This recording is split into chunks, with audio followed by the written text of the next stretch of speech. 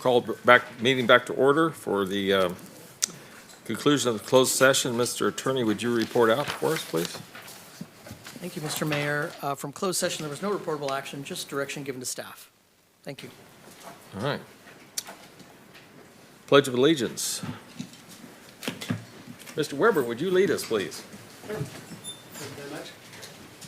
Pledge and salute. I pledge allegiance to the flag of the United States of America and to one nation under God, indivisible, with liberty and justice.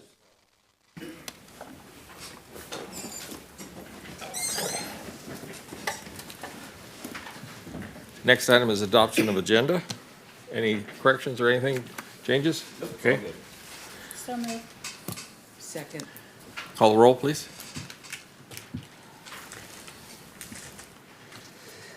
Motion passes, 6 yeses, 1 absent. All right. Do you want to speak?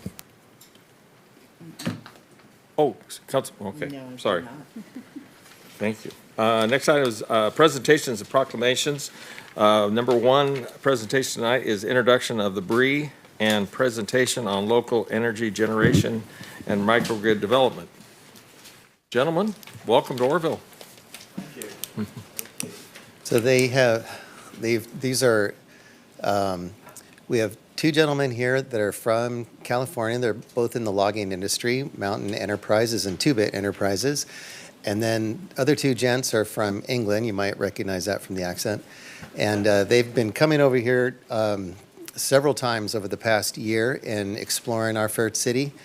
And we've been, over time, they've really fallen in love with the place. They've been introduced to many of our businesses down in the industrial area, and they've come up with a really pretty cool and unique plan to maybe sort of help out our city. So with that, I will let them take it away. Welcome to the podium.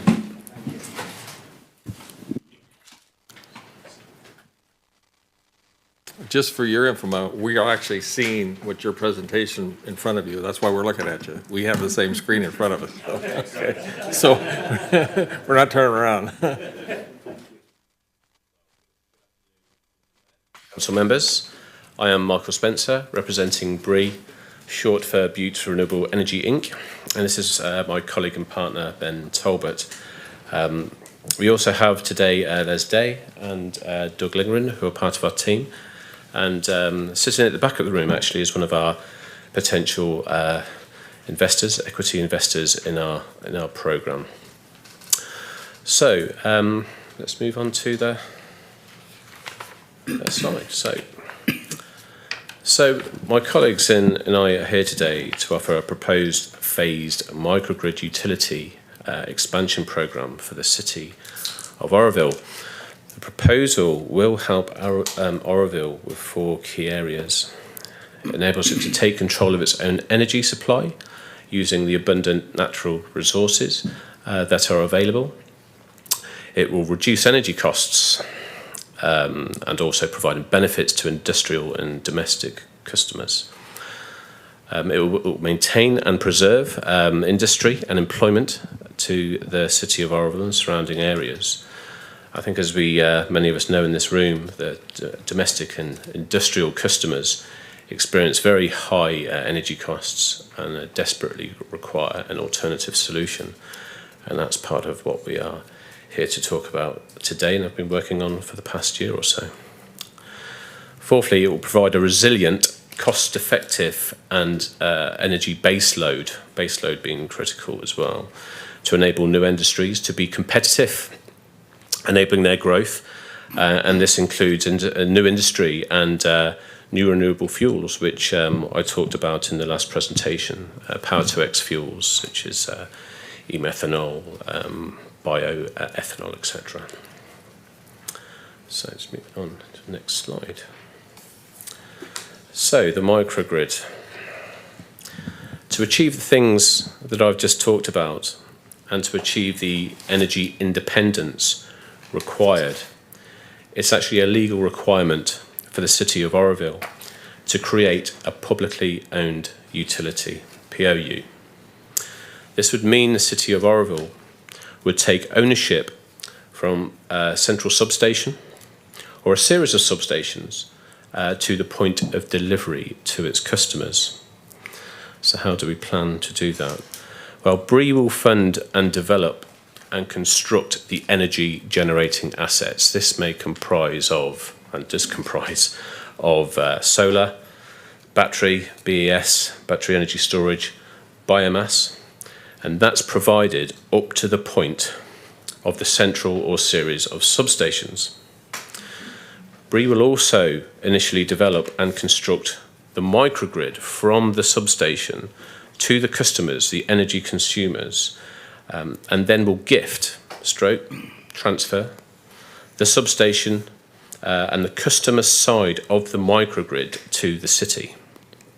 Now, we'll do that through some self-finance, and there's lots of there's grant funding available as well for that, which we actually are looking at. Now, this is important because it will give Oroville a new publicly owned utility, POU. Let's call it the Oroville Public Utility, the OPU. BRE would still then sell the power to that new utility set up by the city, okay? And that could be for a term of, say, 60 years as a period we've identified, and we'll explain why we've identified that period later in the presentation. So it's also has many sort of financial aspects to it as well. So that's why we're here, and I'm now going to hand you over to Mr. Talbot. Thank you. Who's going to talk about the next slide. Thank you for seeing us today. This is not a new idea. We've studied other regions in the state that have used the microgrid concept.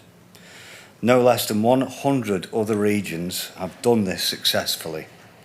And we have the proven engineering, financial backing to make this happen with Oroville City's council support, which is going to be needed. Go to slide 5, please.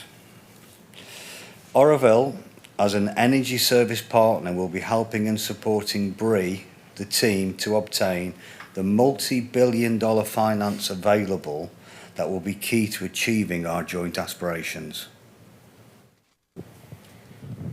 Okay, just reading the slide there, the staff recommendation is been dealt with by the directors and will be dealt with after the meeting. But really, basically, why a public utility? Well, it's legally required for the city to act for those pass-through of the energy sales. It allows Oroville to set its own rates, protects existing jobs, and unlocks access to grants and financing opportunities. So it really is, it's something where there is a path which has been developed prior, and using Oroville's charter city status, it's something which can really be enhanced and took forward as well. Again. So we don't have a fixed time for the development. We want to collaborate with the community as it needs to grow. We are more than happy to develop the infrastructure as you see fit. Our flexibility, like yours, is one of our biggest strengths. The investment will facilitate ownership of the microgrid asset by the city. The Oroville City Council will own these microgrid connections from the power plants we own and provide. This is our commitment to the city for our joint benefit. So I think we've been clear on the ownership side. Initially, we will develop the entire energy generating assets and the distribution assets as well. But the distribution side of those assets from the substation onwards to the customers, that's the bit will be gifted over to the city. And then we will look to have a PPA structure with that new publicly owned utility, which we will then sell the energy to. And the approach is scalable. It's kind of a one-shoe-fits-all offering with the ability to grow as Oroville wants to expand its aspirations in this energy sector. So we're here to grow with you. That's what we're offering. There's no fixed agenda from that point of view.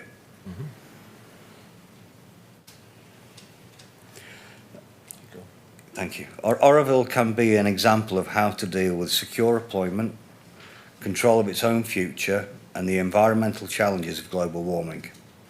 By using fire prevention feedstock, producing locally and controlled energy prices, and zero shipping carbon shipping fuel, Oroville will be a shining example for other regions to follow. Your support and guidance are appreciated. It's noted that the community desires changed. Bree is thankful for Pat and his team's direction in this regard.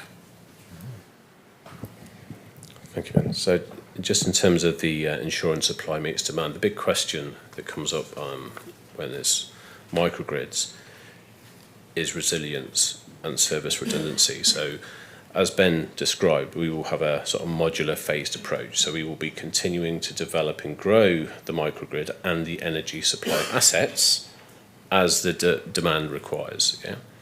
Of course, with a lower price of energy, improved competitiveness, that should stimulate the economy to grow, and we can then grow and support with it. But how do we always make sure that we've got that service redundancy? Well, we actually will be slightly over-designing each phase, so we will have more electrical supply than is needed. Okay. Now we have, as presented previously, with that oversupply of energy, we have the ability to make power-to-X fuels, such as e-methanol, and we've got a technology which also produces bioethanol. So when we're over-designing and the demand isn't there, we can be producing fuels which actually can be exported and sold on the market, creating a new industry for the city. Yeah. When that demand for the supply of energy is required by the City of Oroville and its industry, we can draw away from that and then provide that extra support to the city in terms of its electrical supply. So we've thought about this structuring in quite a lot of depth and analysed it and business modelled it as well. Ben. So the communication and the consultation is going to be key. The BRE team prides itself with keeping everybody up to date with progress. As you know, we come here often from the UK to make sure that everybody's kept up to date with our progress. I meet face to face with the valued BRE team partner, our cherished business partner. Now, it's been a few months now since we met. In the meantime, we've kept our promises. We've raised funds required, secured business relationships with landowners and energy users to enable our joint aspirations with the City Council to be supported. Just in terms of creating the utility, obviously there are existing relationships and lots of laws, contracts and regulations around that. But what does that mean? Well, there is a departing load charge, which we've identified on the slide here, but that does decrease over time. However, when you look at the profile, and having spoken to many industrial customers and with people within the council as well, that there are customers in the city that are paying 60 cents per kilowatt hour, over $600 a megawatt hour for their energy. That's crippling the industry. People are considering leaving the city and the state as a result. They're the conversations we've had. So even we can find with the structure that we can provide and the financing structure we can provide, even with that departing load charge, our financial models that we've issued to investors will still provide a sizable reduction in the current charge. Okay. I think I'm continuing here. Sorry, carry on. Yeah. We decided to do it for two of us, so we just choreographing. Just making life more difficult for us all. So we did talk about, in the last presentation, about the history of Oroville. So we know that every 60 years there is a regeneration opportunity that happens and creates an economic boon in Oroville. Yeah. First it was gold. 60 years later it was rail and lumber. 60 years later it was a dam, the hydro. And this is obviously Oroville's history, which people in the room will be familiar with. We see that renewable energy and its associated products, the power-to-X fuels, and the ability of the microgrid will create the next economic boom for Oroville. So we will grow the microgrid and its energy supply assets to supplement the growth of the city in terms of industry and housing, and also that new technology development as well.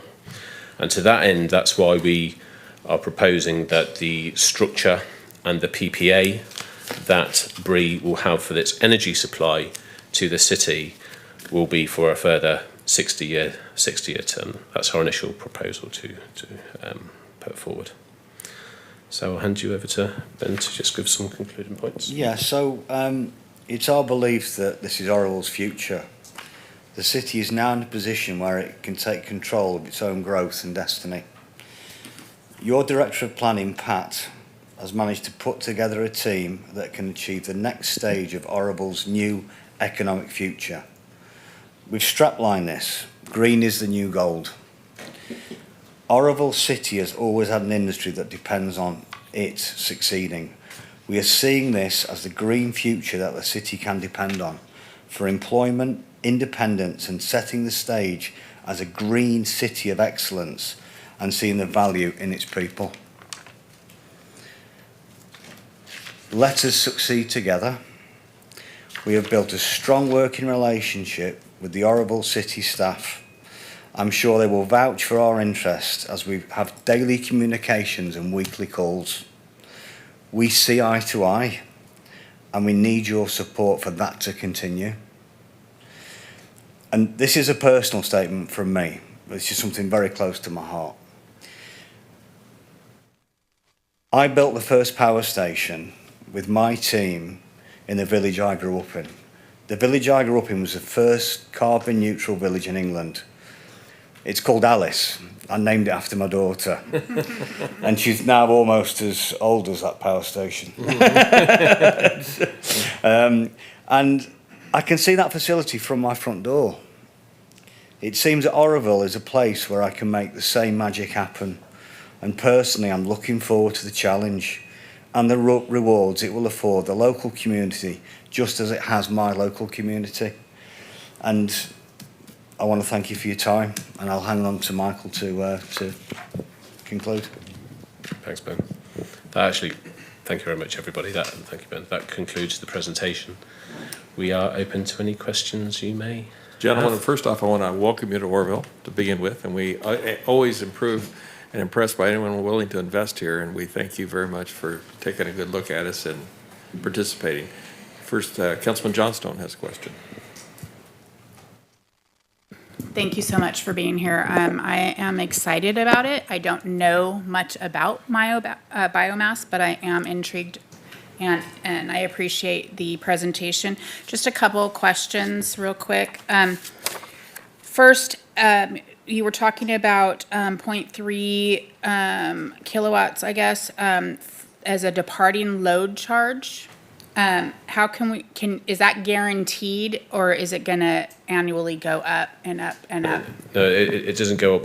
I believe that's written in the contracts and the statutory legislation I think that exists. actually it slips away after time, doesn't it? It slips away after time. So it starts at that charge and it exists for a period of time, and then it goes down and dissipates and disappears. Yeah. So Okay. It's an initial charge.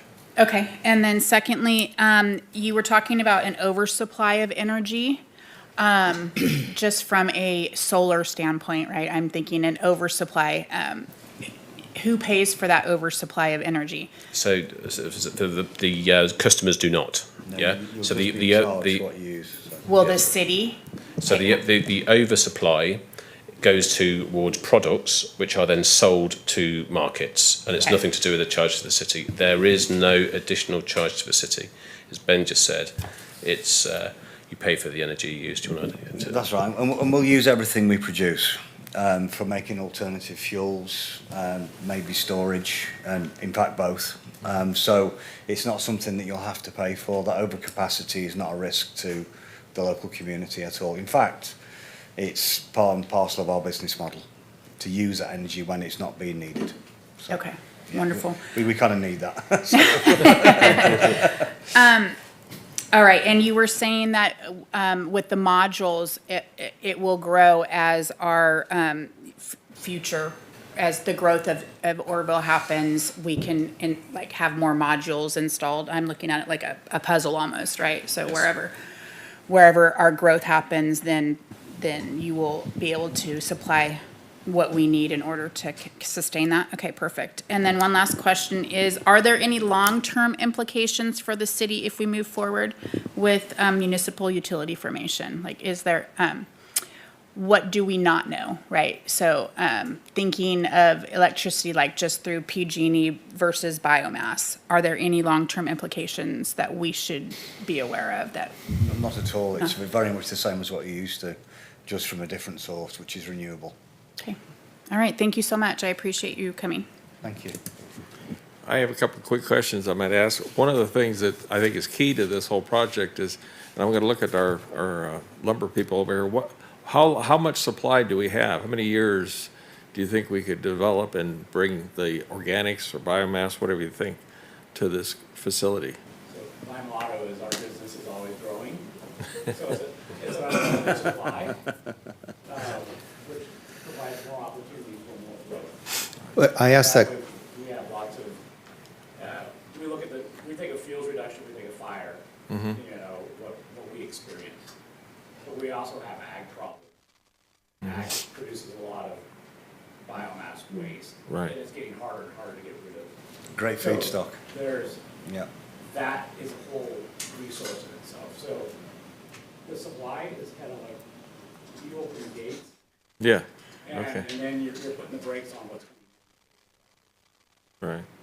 Yeah, but that's, again, that allows growth opportunity for other facilities to move into Oroville, to also. Mayor, I asked that same question of the Butte Fire Safe Council, and they said no end in sight. Okay. Yeah. We might also locate the facility we're talking about for the public's knowledge. I mean, we kind of have, we had a executive committee with you folks, but you might identify the location where you plan to set this up. Yes. Yeah. You're asking me about the location? Yeah, well, we have it's the Breeze site and in the centre of the industrial area. It's, It was Popeye. yeah, Okay. We've rebranded it, build a new facility, up to date, cleaner, greener. All That's right. that's the whole approach, really. I It's the appreciate old that. Popeye plant down Yeah. down on the south side. Right. The old Cogen plant.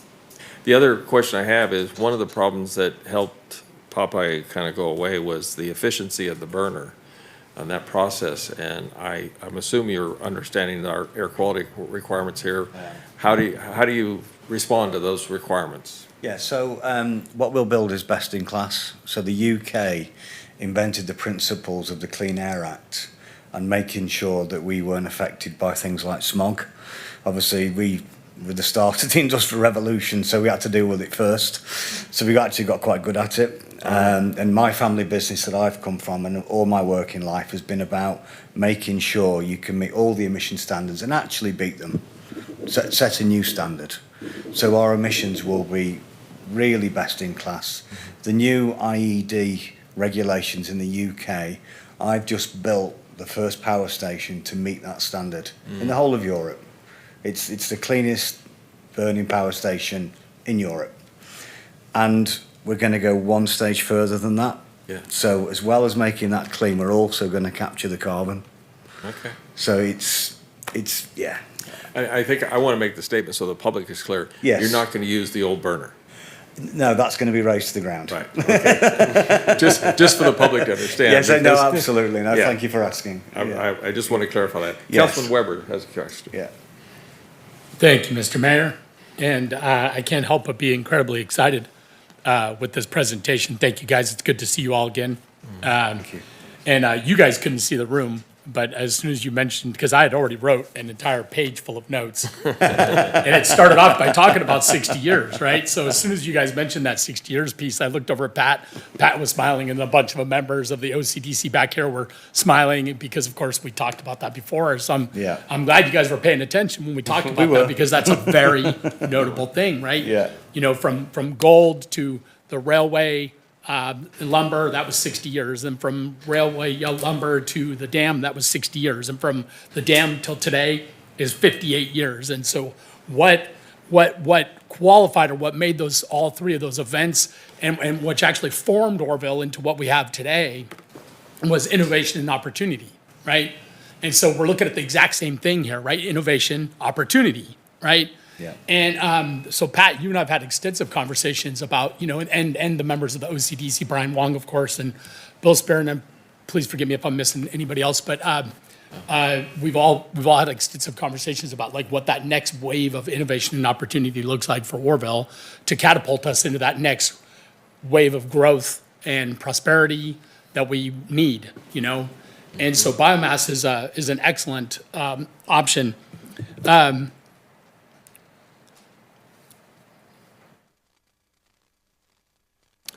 So in closing, what I got here is biomass energy production, not just yours, but I'm hoping that we'll see, because Brian Wong is obviously he's in the room and he's working on his own company as well, and he's got a slightly different lane than you guys, which is great. But if we have more providers doing this kind of production or energy production, making electricity or whether it's biodiesel or methanol or whatever it may be, this is going to be good for Orville as a whole. Yes. And to have our own utility set up till we could have the savings passed on to our consumer, right? Including every one of us in this room, that we all live here.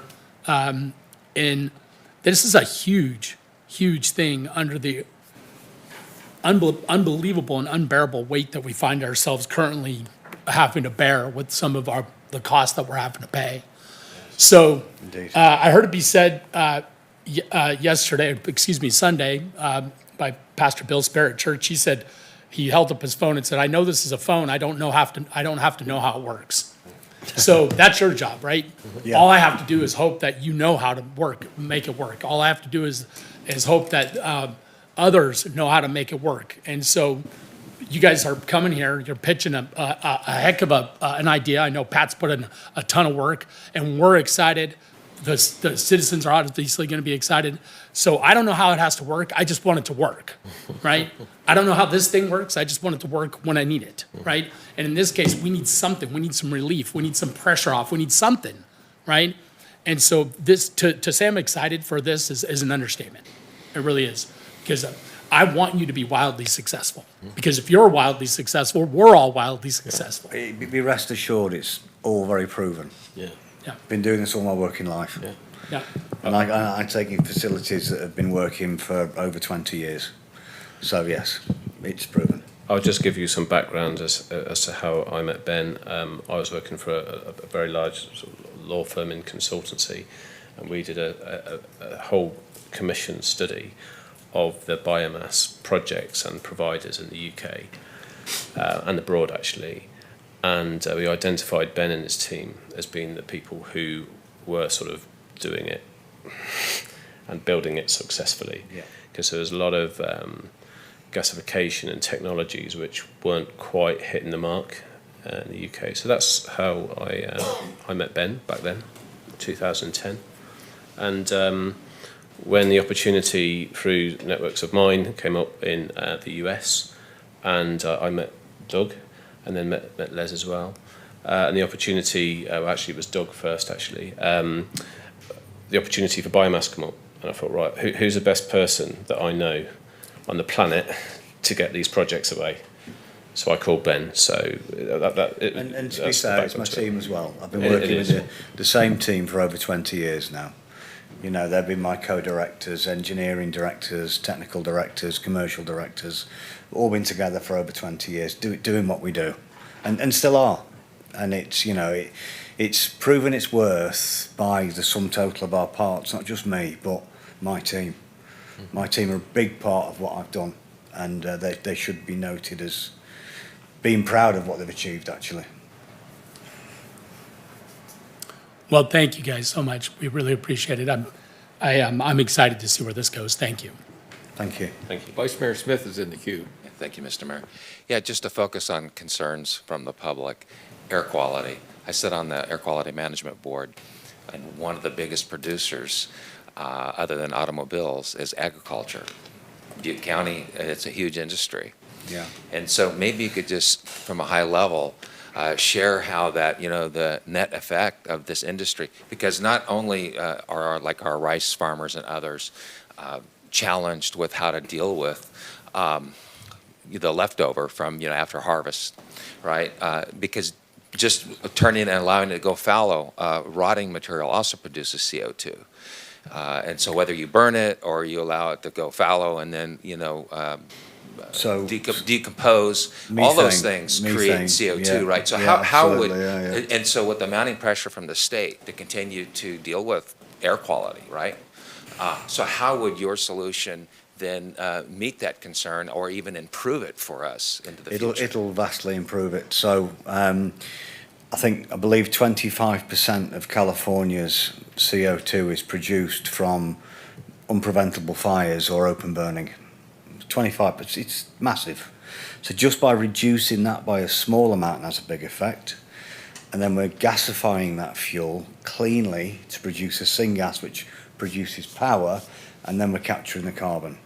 So you've got 3 passes at that, and then once we capture that carbon through e-methanol, that's the 4th pass for shipping fuel. So it's massively influencing the amount of CO2 that you don't produce. Massively. It's going to make such a big difference. And, within this state, you could be the first to do that. Yeah, and California likes to pride itself on being a leader. Absolutely. And so Orville would become the leader. And the UK has been the leader in emissions control for many, many years. And the reason why I'm not at all worried or perturbed about your emission standards is ours are actually harder. So it's really not a problem. And just 2 other things real quick. So, and the other thing is, of course, price. We all, and that's already been mentioned. Yeah. And then reliability, because, we think about our current utility provider.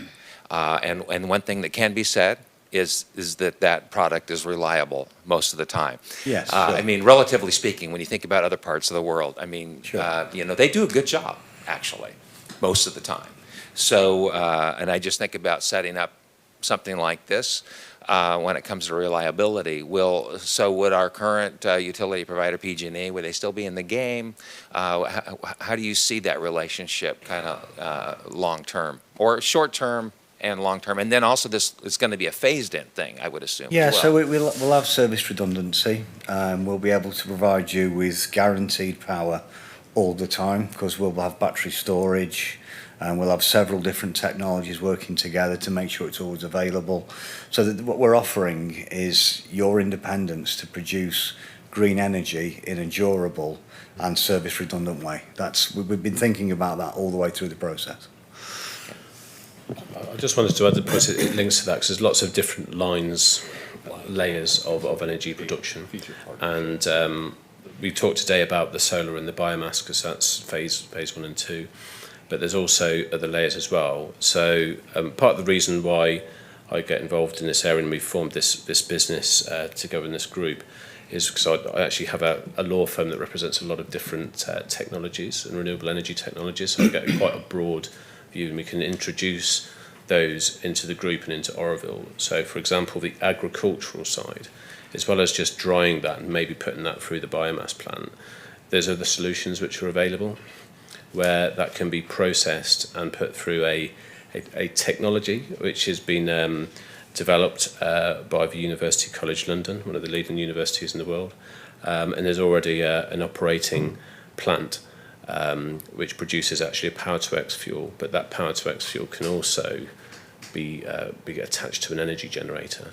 So there's all sorts of different technologies which can be brought in. We have some really exciting things with enzyme technology, which works really well with agriculture. So there's more to come, but we're just presenting the first phase, and all of those different layers address the problems that you've just talked about in terms of that type of waste. And so our focus is all about creating really a circular economy, using all the resources that you have available to you. You've got so many resources. I mean, honestly, when you drive around this place, it's just untapped. And then just real quick, you said that you've pretty much exhausted, maybe that wasn't quite, a little stronger term, but you kind of reached the end of the road with working with staff. I mean, there's more to go, but now you're looking for us. So what exactly are you wanting from us as far as the next step? I think your support of the people we're working with, that's what we're looking for. Mm-hmm. Yeah. Yeah, I mean, I think it might be a question for the secretaries and the directors. Staff recommendation in the staff report is for council to provide direction to staff to continue working with Bree and to explore starting a public utility to see if that works for us. Okay. And if I may, Vice Mayor Smith, just to respond to one of your questions about what PG&E's role, and I do want to mention, we've had conversations, because you may be wondering, okay, we just joined a CCA a couple council meetings ago, right? So I just want to make sure, it's going to be a partnership really with all the entities, really.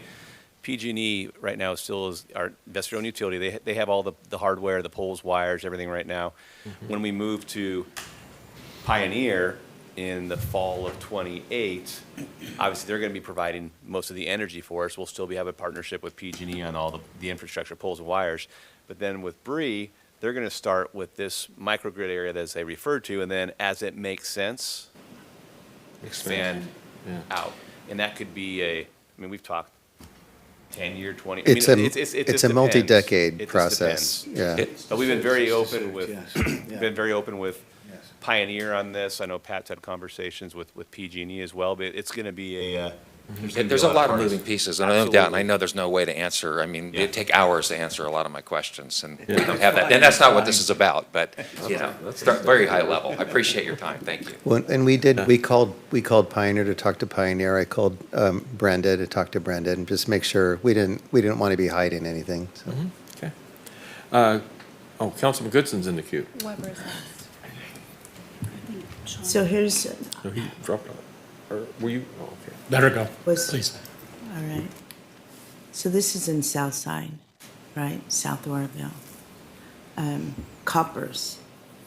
I know, many of us know the history. I wasn't here, but I know it is a very low, underserved, poverty-stricken community. And so they have been hit hard anytime industry comes in, you know. There's environmental concerns, people having birth defects, cancer issues, et cetera, have gone on from generation to generation. And so,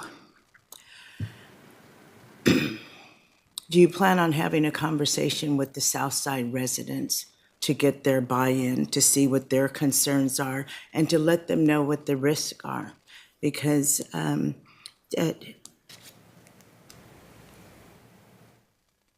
there are serious environmental concerns, and you just have to take that into consideration. I also know air quality is a concern, and even though burning biomass with controls, you can't control everything that goes into the air. And so I would just like at sometime down the road where you have a conversation with the people that live close by. Because right now, you're talking to folks that do not live where this biomass plant is going to be. And I think to reiterate my sort of closing statement, I built a power station just like Can you this. speak into the mic? Sorry. There you go. Sorry, I didn't realise. I built a power station just like this in the village I grew up in. So why would I do that with environmental concerns? I wouldn't. Yeah. That's where I grew up. Okay. But And I will allay people's fears. Happy to set up Yes, they a need discussion to with know. them. They Yeah, need it's to fine. be It's fine. in the communication Yes. process of this. Give Yes. them that courtesy. Indeed. Yeah. Thank you for your suggestion. Councilman Weber? Yeah, I wanted to also take a moment to acknowledge Pat and your collaboration with the team here. And, you know, you, when you were hired, there were certain like marching orders, if you will, that were given by the council at that time that really kind of, well, not kind of, but really spoke to you about what community development looks like. And you really took it, you just took off and ran with it. And and then of course we had a lot of individual conversations about what that looks like for you to run. And I remember you telling me for the first time in your career, you felt like you had the liberty to really pursue something. And it's evident that you are. So I wanted to commend you. Thank you very much. Thank for you. your efforts and the time and energy you're putting into all of this, because, and some of the questions that we're talking about, like timeline, like how long of of a strategy essentially this is. It's something that I often will quote to my wife about our life and what we're trying to do and our strategies for our future is that Rome was not built in a day, right? Yeah. And neither was PG&E, right? And so seeing a new dawn of that innovation and opportunity that were spoke of earlier is going to take something to get it going, we're not supposed to despise the day of small beginnings. A day of small beginnings is something that, and this is not a small beginnings. This is a leap forward, in my opinion. That could be very consequential for the entire city for generations to come. Because as it is now, I don't think that's the standard. We don't need to keep on doing that. So innovation and opportunity are giving us just that, an opportunity. So thank you, Pat. Thank you, guys. Appreciate you guys. Thank you. And I want to make a comment too about the local partnerships you've generated. I mean, I think that you guys have created a wonderful team, and I want to compliment you all for that. It's a big deal when something new comes in, and it's not somebody from outside, it's folks here local that are doing it, and that's a big deal. I really appreciate that. The other thing I have to make a mention of is not just the cost of power, but the supply has to be improved. Very few times are we talking about making more supply available, because the only way we're going to grow as a community, as a state, as a nation, if we increase the supply. And I think this is a huge step forward to the whole process. So it's just my little opinion about what's going on And here. you've got your own resources as well.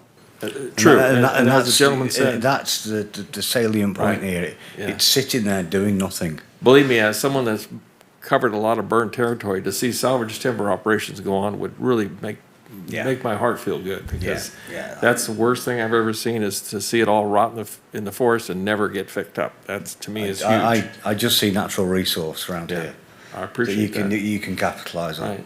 Before we move on, do we have any cards? Yes, we do, Mr. Okay. Mayor. We have 3. We'll begin with Sean Reese and follow that with Brenda Narayan. Gentlemen, thank you, sir. We'll be available for any questions that may come up, but Okay. we're gonna go to the Thank you very public much for your comment. time. Thank you very much. Thank you. I think we already have consensus that we're gonna ask you to move on forward, so. Welcome, Sean. Good evening, Mayor, council members. Thank you for the opportunity to speak today. I'm here to express genuine excitement about the possibility of biomass renewable energy setting up operations here in our community. Renewable energy is the future, and having a company like this invest in our town puts us on the map as a leader in sustainability and innovation. But as we look to the future, we must make sure it's a future that works for everyone. We can't just welcome clean energy, we need to make sure it also brings clean, fair jobs. Why does that matter? Because renewable energy should also be renewing our local economy. When workers are paid fairly, when they have health care, and when young people have access to apprenticeship opportunities, the entire community benefits. Families can thrive, career pathways are created, and our local workforce becomes stronger and more resilient. Apprenticeship programs in particular are crucial. They don't just train workers, they build careers. They keep skills in the community, and they ensure that projects are built to the highest standard of safety and quality. Biomass renewable energy has a chance to be a true partner, not just in clean energy, but in building a just and equitable local economy. I hope this council will make it clear that this is welcome here, as long as it reflects our community's values, access to health care, and real opportunities for growth. Let's make sure our future is not just green, but fair. Thank you. Sean, before you leave, would you introduce yourself, and it looks like your partner back there and your group? Yes, sir. We are Sean Reese, and this is Chris Martinez back here. We're with the NorCal Carpenters, Local 1599 in Reading. Thank you, sir. Appreciate your comments. Thank you. Up Another next, card? we have Brenda Narayan, followed by Brian Wong. Hey, welcome, Brenda. I love your podium, thank you. For the record, my name is Brenda Narayan. I'm PG&E's Government Affairs Representative. I represent Butte County. I also cover Plumas and Lassen. I want to start by saying that while we're not perfect, we're working hard to be the electric and gas utility that you expect us to be. And that's with sincerity. And PG&E understands that affordability is top of mind for the city and your residents. And these are also our customers. This year, our electric rates are down year over year compared to 2024. And our projections show lower rates again in 2026, and we expect rates to be flat in 2027.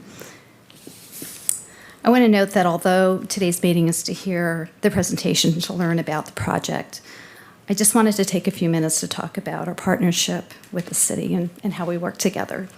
So I'm going to start with our communication and our contact with leadership. So I meet often with city leadership, and that includes Brian and the Public Works team and others. And we did so again this past Thursday.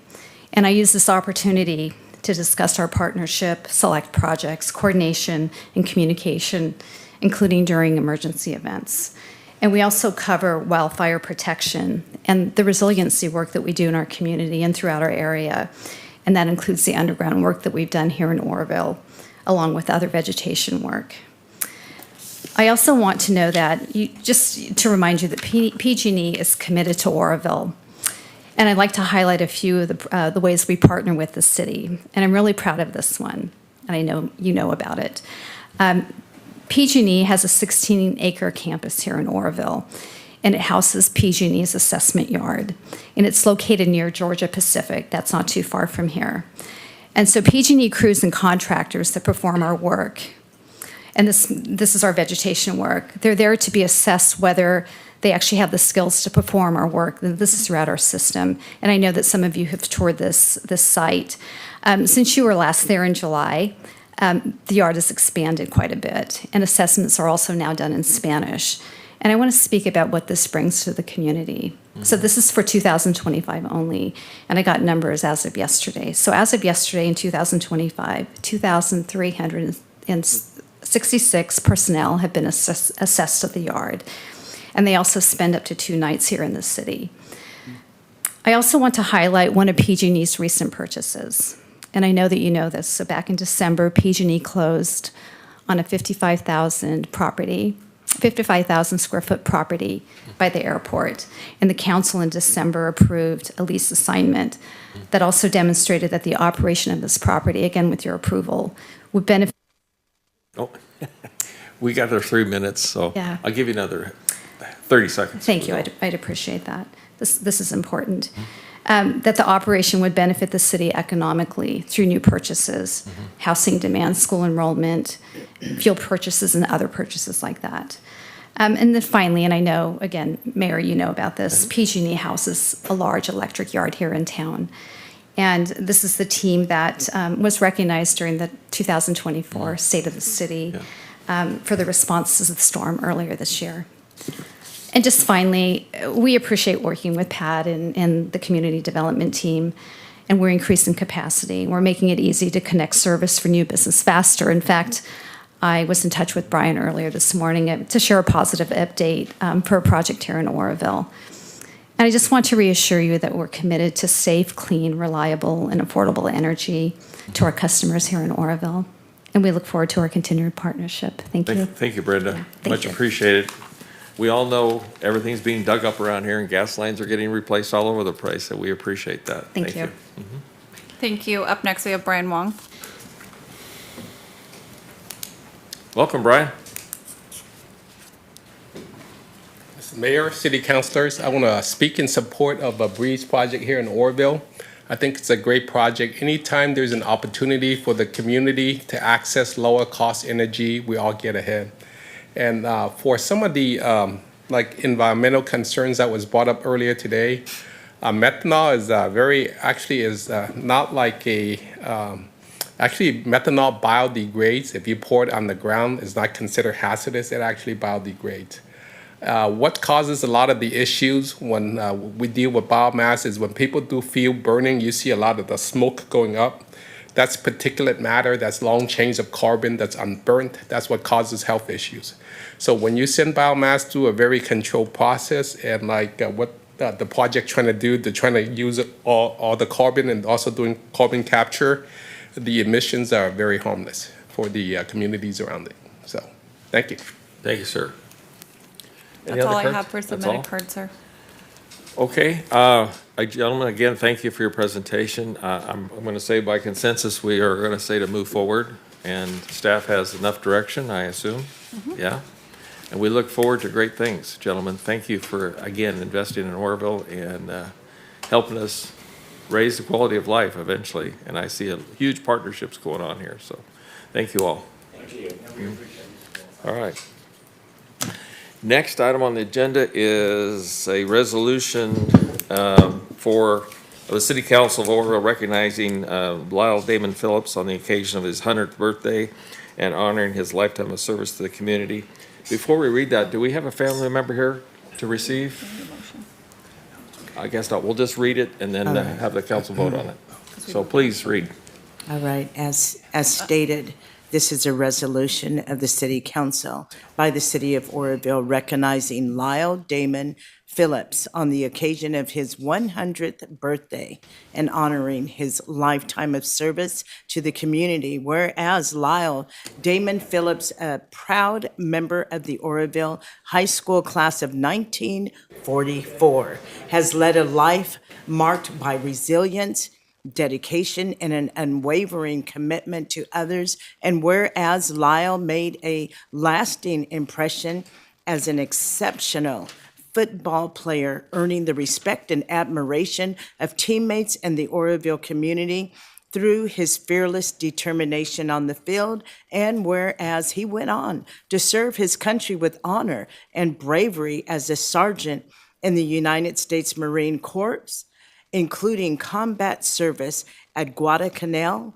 during World War II. And whereas, upon returning home, Lyle continued his life of service by volunteering with the City of Oroville Fire Department for an extraordinary 50 years. And whereas he further dedicated 15 years to the Oroville Elementary School District as maintenance director, contributing to the safety and the well-being of the city's youth and schools. And whereas throughout his life, Lyle Phillips has exemplified the true spirit of community, always willing to step forward, protect his neighbors, and serve with humility, strength, and steadfast commitment. And whereas the City of Oroville proudly celebrates the incredible milestone of Lyle Phillips' 100th birthday to be commemorated on July 24th, 2025, and honors his remarkable contributions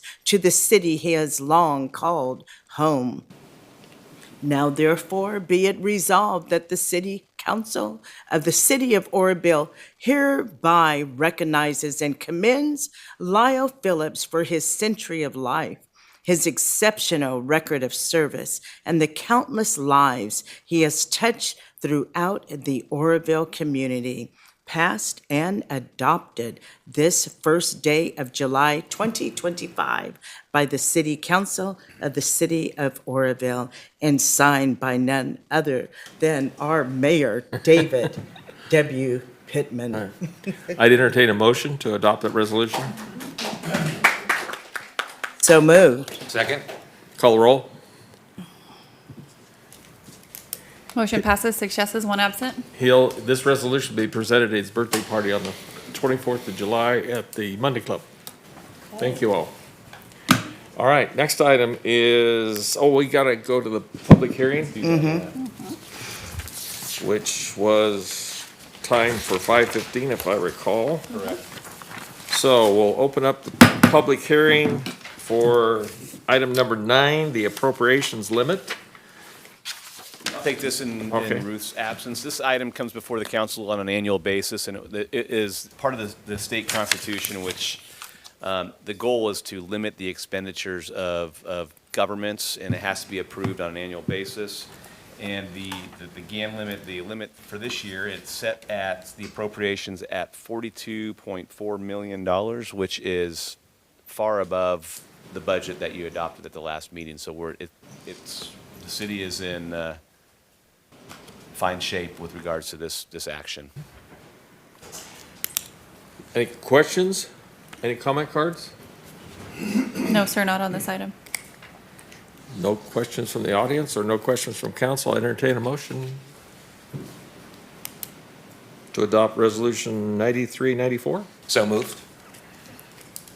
Do I hear a second? Call the roll.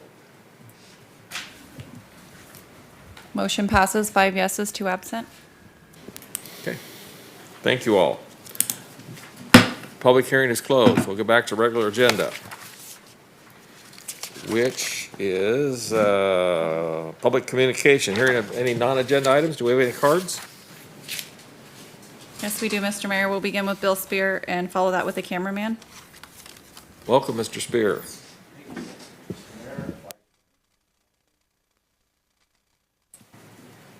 First of the day.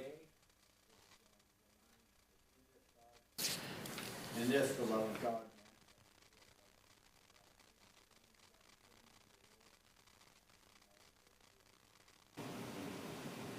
I'd like to also pray. Our city and for our firemen. We're in fire season, and for the firemen in Idaho and the tragic incident there. Father, we lift up those first responders that put aside their own safety and ran in to rescue and to save, who gave their lives. We pray for their families. We pray for their friends and city, for the city, for all the firefighters, Lord, that as they're risk their lives at every call, and that you would protect them and encourage them and strengthen them. Lord, that you would be with them. Our police officers who went next, and Lord, that thank you for their courage and for all they do. For our police department, Lord, we pray for our sheriffs, for all those down in LA that are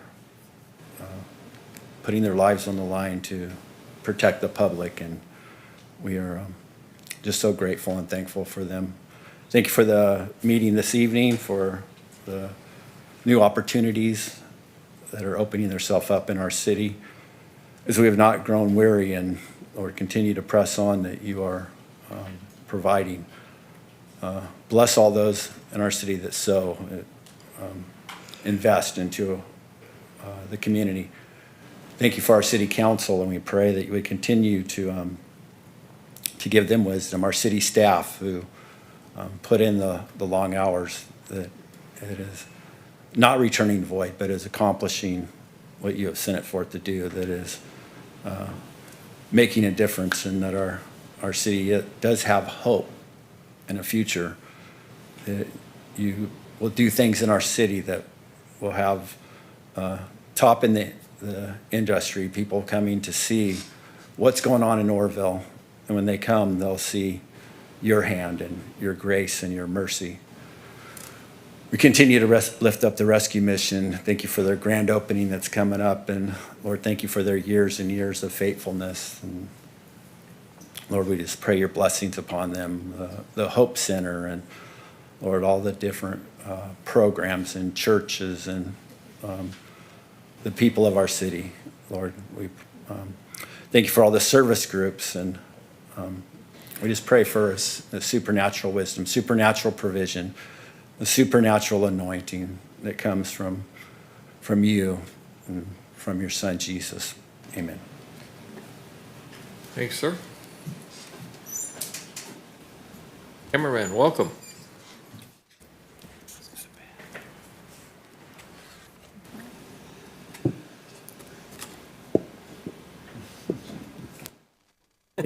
There we go. There we go. Sometimes that button is finicky.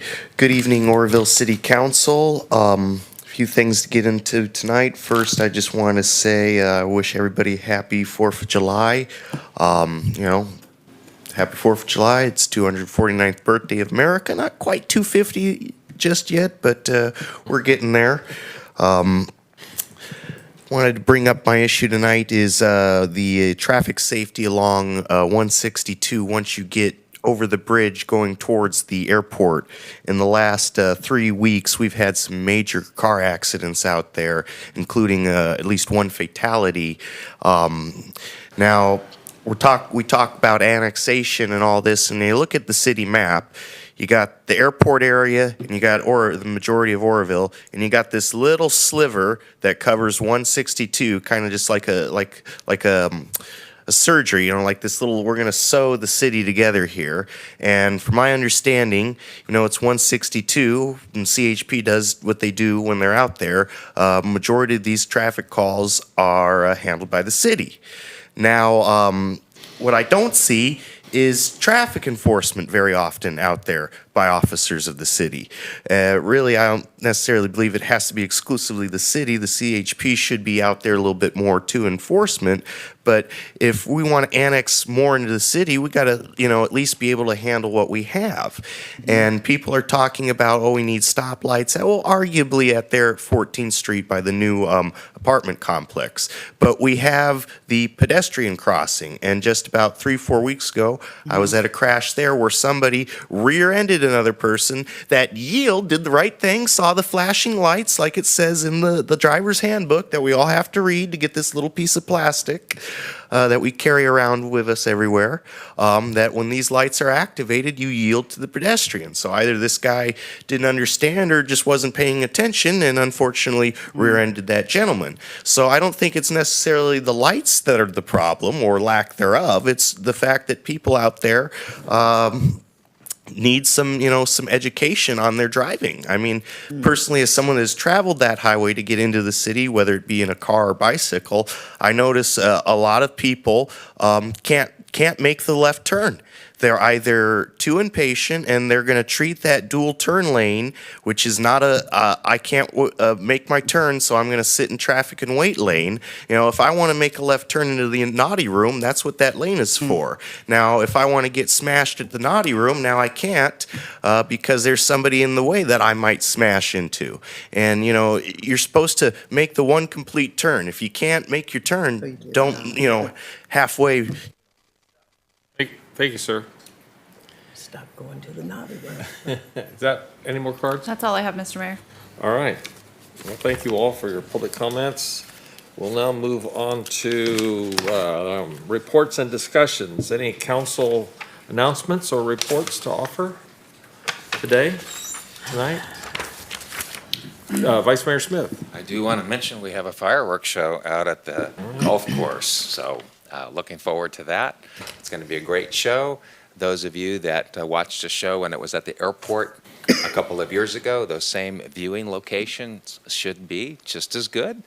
Since from the sky point of view, pretty much we're using the same part of the sky that we did when we launched from the airport a couple of years ago.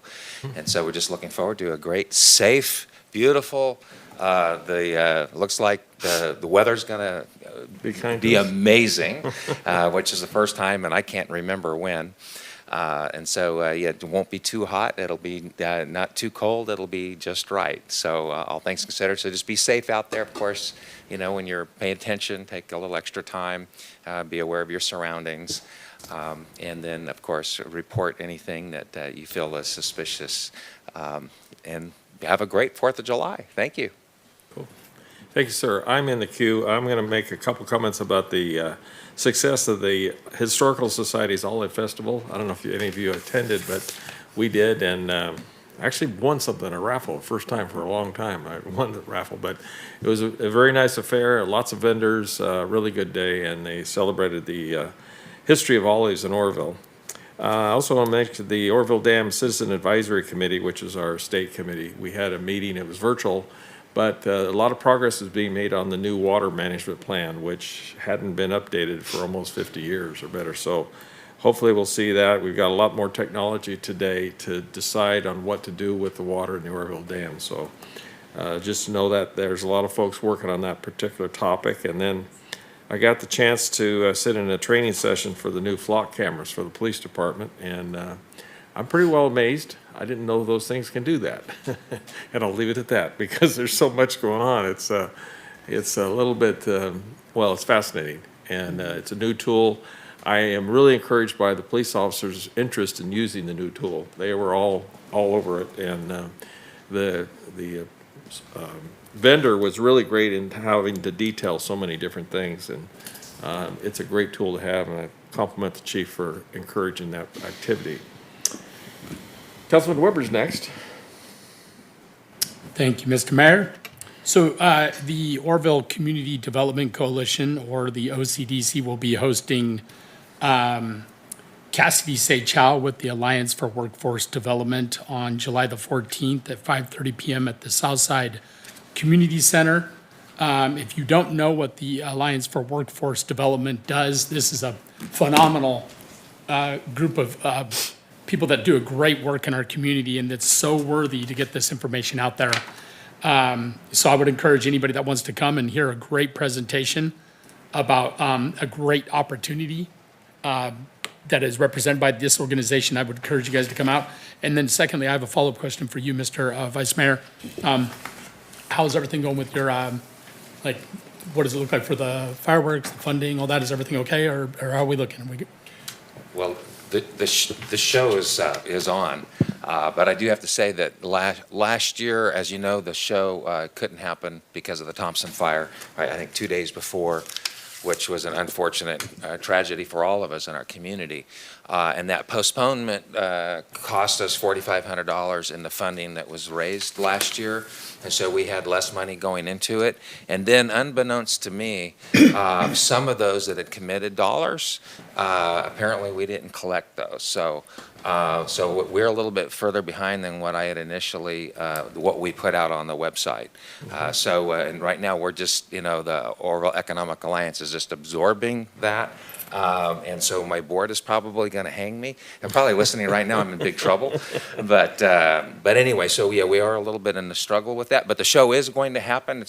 We've paid for it. It's up front. It's happening. But we certainly appreciate all of the community that last year had obligated themselves to support that effort, to please, and I'll be reaching out to you, you know who you are, to help with making sure that we square that we're in the black with the show. And then just one other thing really quick, and I'm just going to go out on a limb here.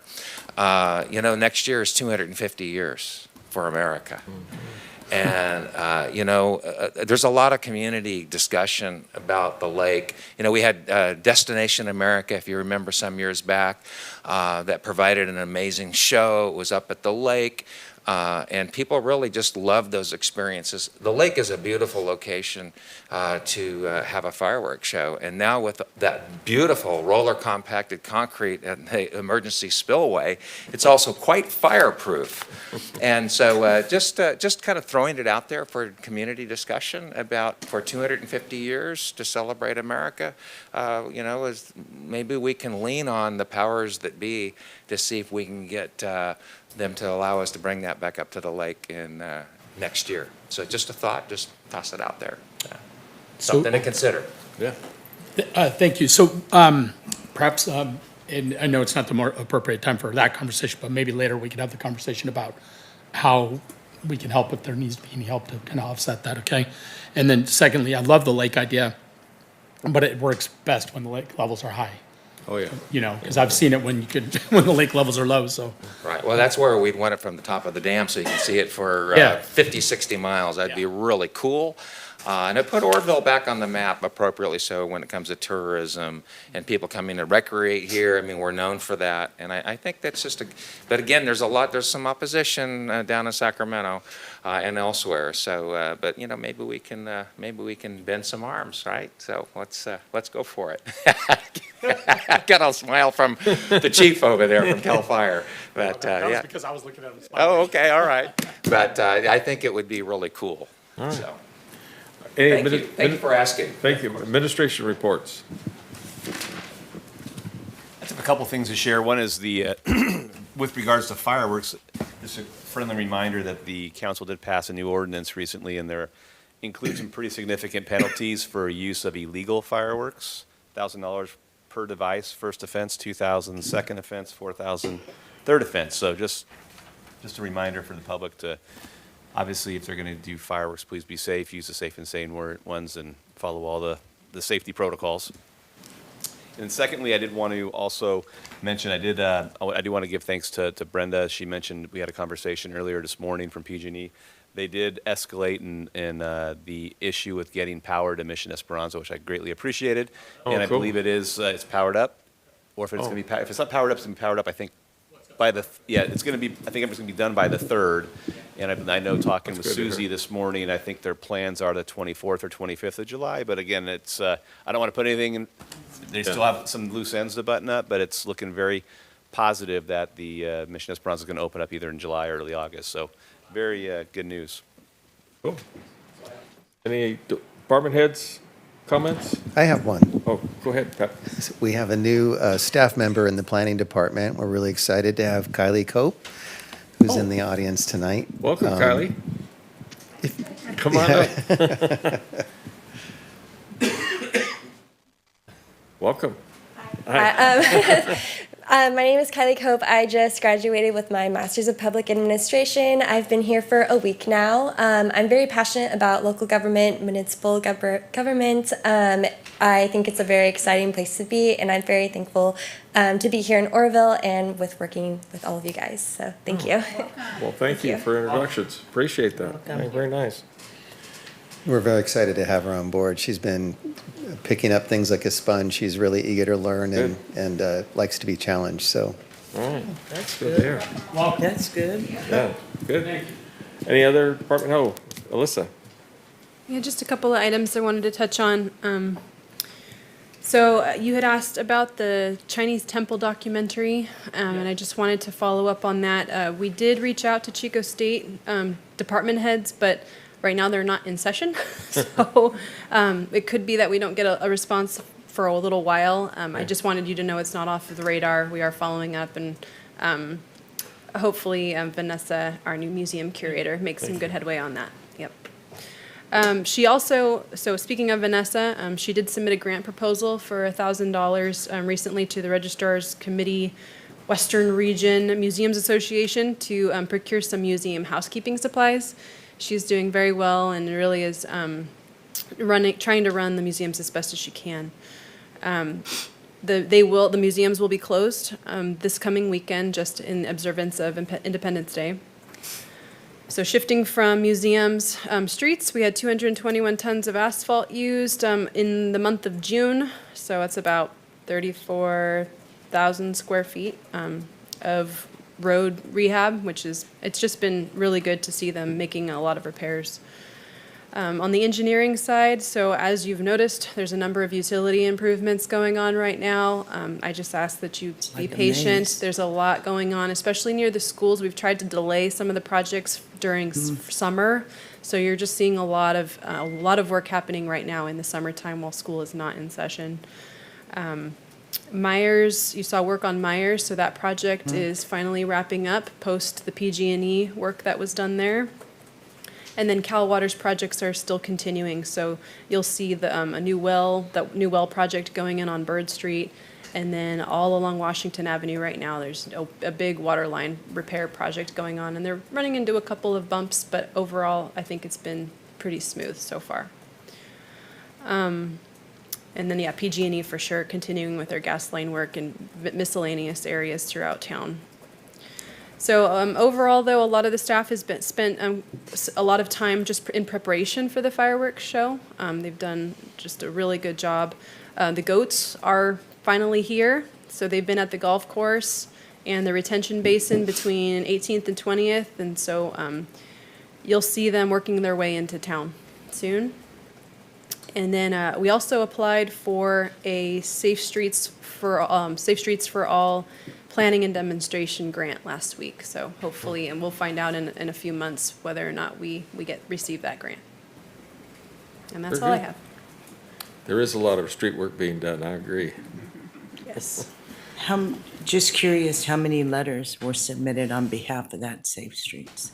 I can't tell you exactly, but I want to say 8 or 9, I believe. Okay. So I appreciate Good. the responses that I received, so thank you. All right.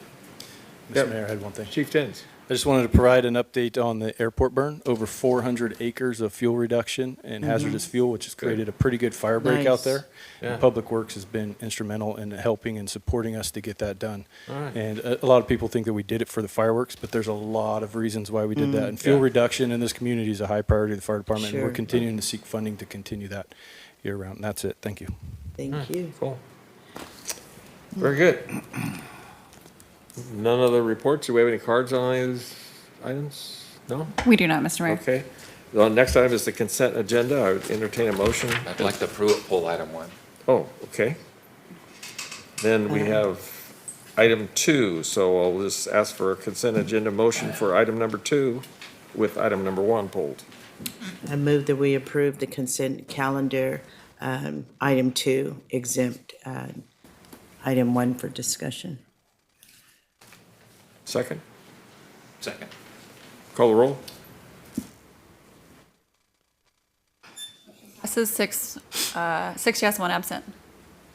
Vice Mayor Smith, item number 1. Yeah, so in light of the conversation regarding the budget and looking forward, given the fact that we were heavily recruiting and hiring up until recently, and given what we're looking at here, which is a tracking system for hiring, I think it would be prudent, given it's, it's $10,000 a year. 11. That's quite a bit, and given that now we're kind of tamping down on hiring, and so although it's a great tool, I kind of looked a little bit into it. It's a powerful tool. I mean, no doubt, and it will take some of the edge off of some of HR's processing and dealing with that hiring. However, I don't see it as an absolute necessity, and given where we are at the current time. And so I think, and then one other observation, when it comes to recruitment and hiring, for an example, we just recently discussed what's happening with law enforcement and the tremendous job Chief Wines has done, and that now all of a sudden, everyone wants to come to work for Oroville because we're the most amazing law enforcement municipality in the North State, right? And so what happened? What was the change? Personnel. It's personnel. It's a good quality chief. Not to cast any disparity on the past, but here we are, and so I'm evaluating that, and I'm thinking, maybe this isn't necessary, and or to quantify it, and maybe some more staff input. So what are we looking at with future hires? How many are we looking at? What is that turnover rate, and can we get it done with more inexpensive processes? I still get the same job done. And again, in light of looking at what the chief has done as of late. I would just like to see a more demonstration from staff really making the case that this is absolutely necessary at this time, given where we are. That's my concern. Thank you. Councilman Goodson's in the queue. I agree. I can see if this was back in the day, 2015, 16, 17, 18, we were working, prior to Measure U coming into fruition, we were working with the skeletal crew. We're robust. We've been aggressive about our hiring because we've had the monies. And so I'm in agreement, pump the brakes on this. So I concur. Councilman Johnstone. Thank you. So I would like to hear maybe from Brian, what would the projected return ROI be, the return on investment, helping reduce HR hours? Let me give you some background on this. So NeoGov, it is actually the industry standard for public sector recruiting and onboarding software. One of the big things which I think is important to this, right now we still take paper applications. I don't know another agency that does that, so this would get us into where we should have been, frankly, a number of years ago with electronic recruitment and application process. You're right. I'd say the onboarding itself. I mean, we're still recruiting for, I believe, positions in OPD. I know we've had a couple other positions that are difficult to fill. NeoGov will give you it's a broader net, it's a broader pool of folks that actually use that are looking for public sector jobs. It makes it easier for the applicant. They set up a profile. They're able to modify their resume, their cover letters. They can apply literally with a couple clicks of the button, so it does make it more easy for some candidates. It also makes it easier on our end, on the receiving end, as we get those candidates and that information in. I know Megan, our HR analyst, did a presentation last week at the last council meeting, which I believe took a number of hours to gather that data, which is now a new state requirement to do on an annual basis. This will tabulate, it'll collect all that data. I know your point about the budget absolutely is well said, and I know if now's not the right time, I absolutely respect that. What we're looking at as far as the vision goes is using this as a tool where in the future hopefully we can use this in a more robust way where we're able to keep our staffing numbers down in the future by using this software. And I just want to add to NeoGov, I mean, it's a great reputation, and it high marks. But again, now I'm just looking at it from a fresh set of optics of, the looming budget challenge. And given that we're not in this aggressive phase anymore with rehiring, you have CalOps, Indeed, LinkedIn, governmentjobs.com, Breezy HR, Zoho Recruits. There's a ton of resources and tools that are low cost or you can piecemeal it, if you will. And so there are other ways to, and I'm looking at 30 grand. And so, is there a way, given that now our need for new hire is not, it's just a lot lower now. And so, if this was 2 or 3 years ago when we were in that aggressive phase, man, we probably missed the boat. But anyway, that's my I think I've made my point pretty well. Will this help reduce labor hours over so the 30,000 is over a 3-year period, right? Yeah, it's about, the first year I think is 11,000. That includes, whenever you get a new software, there's a couple $1,000s for setup and configuration. So I believe it's $9,000 or $10,000 every year thereafter. But the goal is to absolutely have this help us with our efficiencies. So will this platform help ensure compliance with state hiring regulations and track key metrics and such as well? That's a new thing. I'm in the queue. 2 things I'm looking at is right now, when we put out a job opening, how do we even advertise that now? Because very rarely do you look at the newspaper anymore.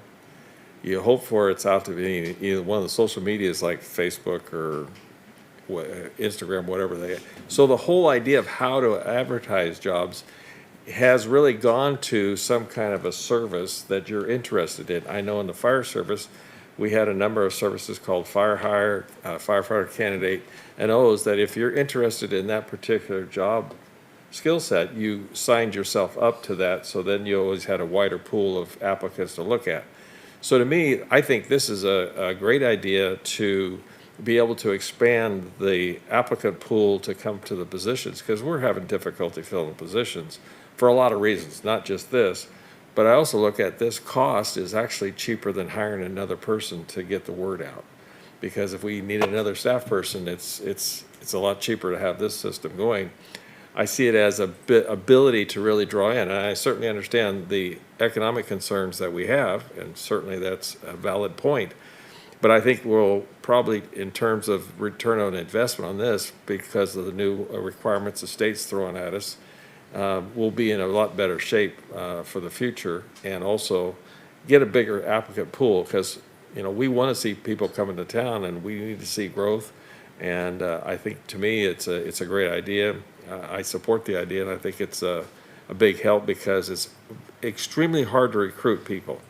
And it's even, how do we advertise? I mean, where do you all see job openings? We used to be in the one ads of the newspaper. That, I don't even think they even have that anymore in there, so it's a difficult way to let people know, unless you're looking for a particular agency or city or a type of resume throw out there. So I think it's a great idea myself. Oh, Councilman Goodson's in the queue. Question, what happens the 4th year? Do we own it? No, we don't. And we could go, if the council, So- we talked about doing a 2-year deal if we wanted to try it out. We could certainly look into that. I think you still have the upfront costs, but we could certainly do that too if there was a desire to do that. I do think that, So for we $9,000 or can do 2 $10,000, years. it's gonna pay for itself in the long run. I'd probably opt for 2 years. Any other discussion? Do we have any cards on this item? Public cards? We do not, sir. No public cards? What's the pleasure of the council? Well, statistics say that over 6,000 counties and cities are currently using it, so. Yeah, point well taken. 3 years, 2 years? Mr. Weber? Do you have a preference? 3 years, we could do a 2-year trial on this. 2 years would be sufficient, but is the vice mayor advocating for a further detail, or are we satisfied with the information that was just given? Yeah, so for me, I'm not right, I would vote no at this point. Because I think that there's other tools that I'd already mentioned, Indeed, LinkedIn, I mean, whenever you do a search for jobs, I mean, there's a lot of tools out there, and in fact, our jobs do pop up on those various resources. I mean, I've seen them personally many times. So I'm just a little more aggressive on starting to watch that budget until we can kind of see some solutions moving forward, and given we're not in a heavy recruiting phase at this time, and giving the amazing job that Chief Wine, I've already made my case. Yeah. So that's kind of where I'm at Okay. on it. So there's really, even 1 year would, at this point, I mean, I could change on this if I could see the value, but that's just where, and I'm one vote, so. Is that's 1 year an option? I can look into that. I mean, there is the setup, but I could check into that. You want to bring it back? Sure. You want to bring it back? What do you I guys can want bring to do? back 1 and 2. I can look in to see what the costs are for a 1 year, 2 year, and 3 year option. I would like that. Okay. Okay, bring it back for a Okay. 2-year. And can you bring back, how many vacancies do we have of, relevant, cannot live Yeah, let's without? do that. Because Well, our I'll bring department. our HR team here because they'll Yeah. have that at the. Oh, Right. okay, Yeah, good. they just Thank gave you. us a report on that. I would like more. Like those stats as well. Okay, Thank you. Yeah. All right. perfect. All right, folks. Great job. Next item, so we're bringing number 1 back. Next item is regular business. Item number 3 is now titled the Ready Creek Lift Station Expansion Agreement with Sewage Commission Orville Region. I guess Brian's got this. Yeah. Thank you for that. Ooh, So boy. the city back in the mid-'80s reached an agreement with SCORE, the Sewage Commission Orville Region, to essentially fund the Ready Creek Lift Station, which was in need of expansion some 40 years ago, close to 40 years ago. And for a lot of unknown reasons, it has not been done, but the city at that time did commit to the cost of that expansion. So we've had a number of discussions with SCORE. And ultimately, at the time when just so the public knows, at the time when this was agreed to, looking at the literature that we still have, it was to connect the airport area to the sewer system out there and also enable more expansion out on the west side of the city. So that was the logic back then, and I'm not saying that it's valid. I mean, obviously the lift station needs to be done. So anyway, SCORE has done the engineering work, they've done the right-of-way acquisition, they've partnered with Thermalito Water Sewer District on the acquisition of land. They probably have over $1 million into this with the land and the design and engineering. And the bid came back in at about $3.5 million. And the city committed Which to will all be of those about costs. 4 million. Yeah, the city committed to all those costs, but we've had a number of conversations with SCORE, and they are agreeable to the $3.25 million city contribution. We knew about this back when we did the sewer study. It's incorporated into our sewer Budget. fee and the budget, so it's a little bit more obviously than we anticipated, but it does cap the city's contribution at 3.25 versus if costs were to escalate. Let me add too, that one of the reasons this is necessary, because the capacity of that station has been reached numerous times and it has almost overfilled. So we're at a point where what load is there now, it's not capable of handling. The other item that I would add too is the engineering for the new lift station would continue all the way out to Highway 99 if everybody developed out there. So this would be the done deal. Once the station's done, anybody that builds out beyond that area, around the airport, the station will be able to handle. So those are 2 items that were done at the scoreboard. It's a big bite, but we got committed a long time ago. Wasn't our deal. Councilman Goodson. So are you, do I hear you saying that any type of annexation in that area You cannot do it without this Ready Creek lift station. Anything beyond the station would require an Right. improvement to that station, yes, so, yeah, It's apparently been a need for right. 40 years. close to it. Well, you gotta remember in '86, when it was put in, none of the developments were there. The 4 subdivisions were not there. So that Ready Creek was only to hook up the city airport facility to the sewer service. And that was not, and then the rest of it is built up now, so we've been just kind of running on borrowed time at this point. And we don't have a choice anyway. This Yeah. is just kind of a formality. To some respects, yeah. It's a done deal. Yeah. Councilman Reynolds is in the queue. Thank you. When the city committed to this project 40 years ago, it was a commitment of around $100,000. And the reason why it didn't move forward was because SCORE had not secured the property before they made the announcement. So the battle with negotiations went on with the property owners for quite some time. So here we are 40 years later, instead of $100,000 and getting it done, we're at 3.25 million. In a couple of years, it'll be 5 million. So let's get her done. Yeah. All right. Any other questions? It's moot. So I make a motion to approve. Second. It's item number 3558 agreement. Yes. And it's been motion second, call the roll, we didn't have any cards on this, did we? I didn't No, ask we them. didn't, sir. Okay. Call the roll. Motion passes 6 yeses, 1 absent. Thank you all. And thank you, Mr. Ring, for your negotiation on that issue. We appreciate. Number 4, ad hoc committee for the potential formation of a community facilities district, CFD, for necessary infrastructure for market rate housing and contingent letter of intent to form CFD with 100% funding to the developer pending city feasibility study.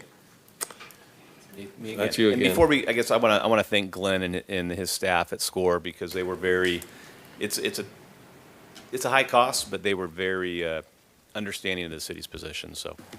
Okay. Number 4, ad hoc committee. So at the last council meeting, I don't know what to call the group. Kevin Avila and his team, maybe I'll leave it at that for now. They came and they did a presentation on some housing developments that they wanted to initiate over specifically in the western part of the city, and really talked about the formation of community facility districts, CFDs, that would help fund those projects. And again, this to recap, a CFD is it's a mechanism to obtain lower interest financing to pay for the required infrastructure, whether it's storm drains, curb gutter, sidewalk, streets, all that hard infrastructure that's not the house, that then ultimately those costs are passed on to the property owner, but they're passed on to make it work at a lower interest rate than what the builder could get on the open market for constructing the house. We've had a number of conversations with the group in the last 2 weeks, and 2 actions that we'd like to take here is the formation of an ad hoc committee. So we think if we had an ad hoc committee that we can work with a couple of the council members, 3 of the council members, just to keep you apprised of how the process is going. We haven't formed one of these since 2005 and 6, I believe, is the ones that were formed out by the airport. Six. And I think it would just be, just to open up the communications with the council. Ultimately, it will come back to the council, but we think having that ad hoc committee would be helpful to make sure questions that some members of the council have are addressed. So that's one action here. And then in dialogue with the group, they're also seeking a letter of intent to form the CFD district, which would provide 100% of the funding to the developer for that work, pending, of course, the feasibility analysis and ultimate council approval. And that's a key part. We want to make sure, and we had a really good call with them earlier this week, and expressed the excitement. Obviously, the council was very excited about the opportunity for market rate housing coming to the city at the last council meeting. We do have to go through our due diligence as far as analyzing the impacts of it and understanding the fiscal impacts. And by doing that, we'll bring that back to council, so you all know what these impacts are before you officially do it. But this letter of intent would essentially say, yes, the city is committed to doing this pending the results of that feasibility analysis. Any questions? Council question, Councilman Weber is first in the queue. Thank you very much, Mr. Mayor. Okay, so as we communicated greatly and much appreciate the desire for market rate housing to come to Orville, I want to say to the actions requested, okay, form an ad hoc committee and approve staff to send a letter. Send the letter, absolutely. Let's do it, because I don't think there's any harm at all. I think that'll help them get the ball rolling. I would say no to an ad hoc committee because I want to focus more on expediency. Now, I don't know what the rest of this council may agree to or disagree to, okay? But I haven't talked to anybody about this. But I would say no to an ad hoc committee because I would advocate that expediency is is paramount. Now, if it's the council's desire that we do form an ad hoc committee, then I would suggest that it be a no-vote committee, just it would be take the information and give it to the full council so we could, then the full council can have, they're saying it, okay? But again, it would have to be, the focus would have to be expediency because this is a situation where market rate housing is needed immensely in our community and in California as a whole. We know that. That's well established, okay? I want to be very mindful of making it a very positive environment for growth while also making sure that the city is protected. So we got to balance that line. So we want growth, but we don't want to repeat recent mistakes that we're dealing with, okay? That we're dealing with some other stuff right now, and a bunch of mistakes were made there. So we need to cross our T's, dot our I's, okay? But I don't want to bog this down with a bunch of bureaucracy that's going to keep us from actually getting the ball rolling. So if it's council's will, ad hoc committee, if that's what they want to do, I would say no vote, and we got to focus on expediency. And then also, I would say no ad hoc committee, but if it must, then let's focus on expediency. And if there is an ad hoc committee formed, I would love to be on that committee because I want to make sure that we get this thing rolling. But also, and this isn't a conversation for tonight, but this will be a proposal for the future.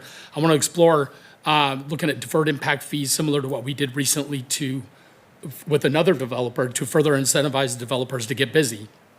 That's another conversation, like I said, and that's also a package that we could put together as an incentive package for other developers that are hopefully going to come to town as well. So we got to, make it a very nurturing environment for these individuals while also protecting the city. That's the balance that we have to do. So there's my 2 cents on it.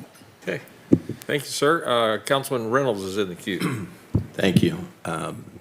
I too am against an ad hoc committee because of expediency, because what's going to happen if the city doesn't go with a CFD in a development of this kind, then it's not going to pencil out for any developer. You're going to end up with low-income housing, and we've already met our RENA numbers for low-income housing in Orville. And so I'm against an ad hoc committee, but if it's the pleasure of this council to form one, I would be interested in being on that. Thank you. Councilman Johnstone. Thank you. I too am against an ad hoc committee. I think we just need to move forward. We need to do whatever we can to incentivize any market rate housing. What if that means forming the CFD without an ad hoc committee? Let's do it. Let's make sure that we are making it very pleasurable to build and develop in our community, whatever we can do. But again, if it is the pleasure of everyone on this dais, then I too would like to be on that ad hoc committee, since it's a lot of it's my district. Mr. Mayor, to make it Sure, go ahead. comments, I heard expediency from 3 comments so far. So yeah. I think in Pat and I's conversation, just so you guys know, our goal was to make this more efficient by having this, because I know there's been a lot of dialogues. We felt having a few council members at the table, the questions would get answered quicker, and we'd be able to communicate more directly with 3 council members. So just so you know, the purpose was to make it more efficient in-house for what it's worth. But what I'd want to do is if the council wishes to do this, that we move forward and when we set meetings up, if all 3 can't make it, then we still proceed, because we don't want to slow it down. Right. Vice Mayor Smith is in the queue. Oh, I just wanted you to express, because you're the one asking for this, and, there's been some concern voiced about, the process. And so do you feel then the process would move more quickly then? That's our. If we did not have the ad hoc committee, would that even expedite it further, or do you feel that would throw some hindrances? Well, I think if we didn't have it, what would happen is we'd continue to meet, and then Pat and I would spend a couple hours talking to a couple council members on updates on it, and it's more efficient for us. But again, we don't want to stop. We do not want to stop the formation process. But I think it'd be more efficient for us, and I also think it would be a mechanism where if you have any questions that you wish to raise, it's a great opportunity to do so. And then when it comes back to the full council, 3 of you are pretty well further along. So but do not want it to slow things down, absolutely. No. Are you done? Yeah. Okay. I'm going to ask the city attorney, I'm looking at the potential of having an informational subcommittee of the council. And that would be 3 members that would receive the input and share the input, and not, as Councilman Weber says, it's not a voting thing, it's an informational committee. And I see it as a way to move the process along without contacting each one of us. And that's really what's probably happening now, because staff gets an idea, then they got to feel it out with each one of us and go through the process. I think that if we had 3 members that were collating the information and it comes to full council when it's gelled up and formed, is there a term that I should use different than an informational committee? Ad hoc committee is a good term, sir. That's the exact nature of an ad hoc committee. It's for a specific purpose. It's non-voting. It's a minority of members, so it's not Brown Act. And it's designed so that some portion of council can gain insight and understanding prior to it being presented at the full council. Right. That way, when we have conversations with different stakeholders directly in the meeting, those individuals have an opportunity not just to ask staff about it and get it secondhand from staff, but they hear it right from the stakeholders as well. So yes, that's actually the term is ad hoc committee. Ad hoc committee informational. However you want to say it, ad hoc committees don't vote, they report back. Yes. Yeah. And that would be the intent. As opposed to a standing committee, which is, And that's why I don't want to suggest the executive committee do it, because that has to be a voting thing. Maybe so. It also includes like broader staff participation, Right. so it's inefficient that way. Yeah, I think it would be much more efficient if the council goes with this. I would suggest that we do have a ad hoc committee that is informational, that brings to council, and then it eases staff's concern to find out the flavor. Because I got a feeling that whatever comes up here is going to get a positive vote to this council. But I don't want to start a potential serial communication thing, which the Brown Act would be on the edge of doing that. So I like the idea of having 3 members and having an ad hoc informational. With that being said, I've heard Councilman Weber would like to volunteer. Councilman Johnstone would like to volunteer, as I was going to appoint her because most of the CFDs would be in her jurisdiction. Who else have I heard? Councilman Reynolds. Oh, sorry, go ahead. Yeah, no, I was just going to suggest that, this can be, as happy and as jubilant as we all are, this is a thorny issue, potentially. Mm-hmm. And I understand why staff would want to have that opportunity moving forward. So, and I think that Mr. Reynolds, Councilman Reynolds, brings a lot of expertise. So I was just going to recommend that he would be a part of that process, just because of He his requested it. extensive background in construction. I think he brings a wealth of knowledge. So with that, 3 suggestions going, I think that we'll have an ad hoc committee informational for the CFD process. And approve.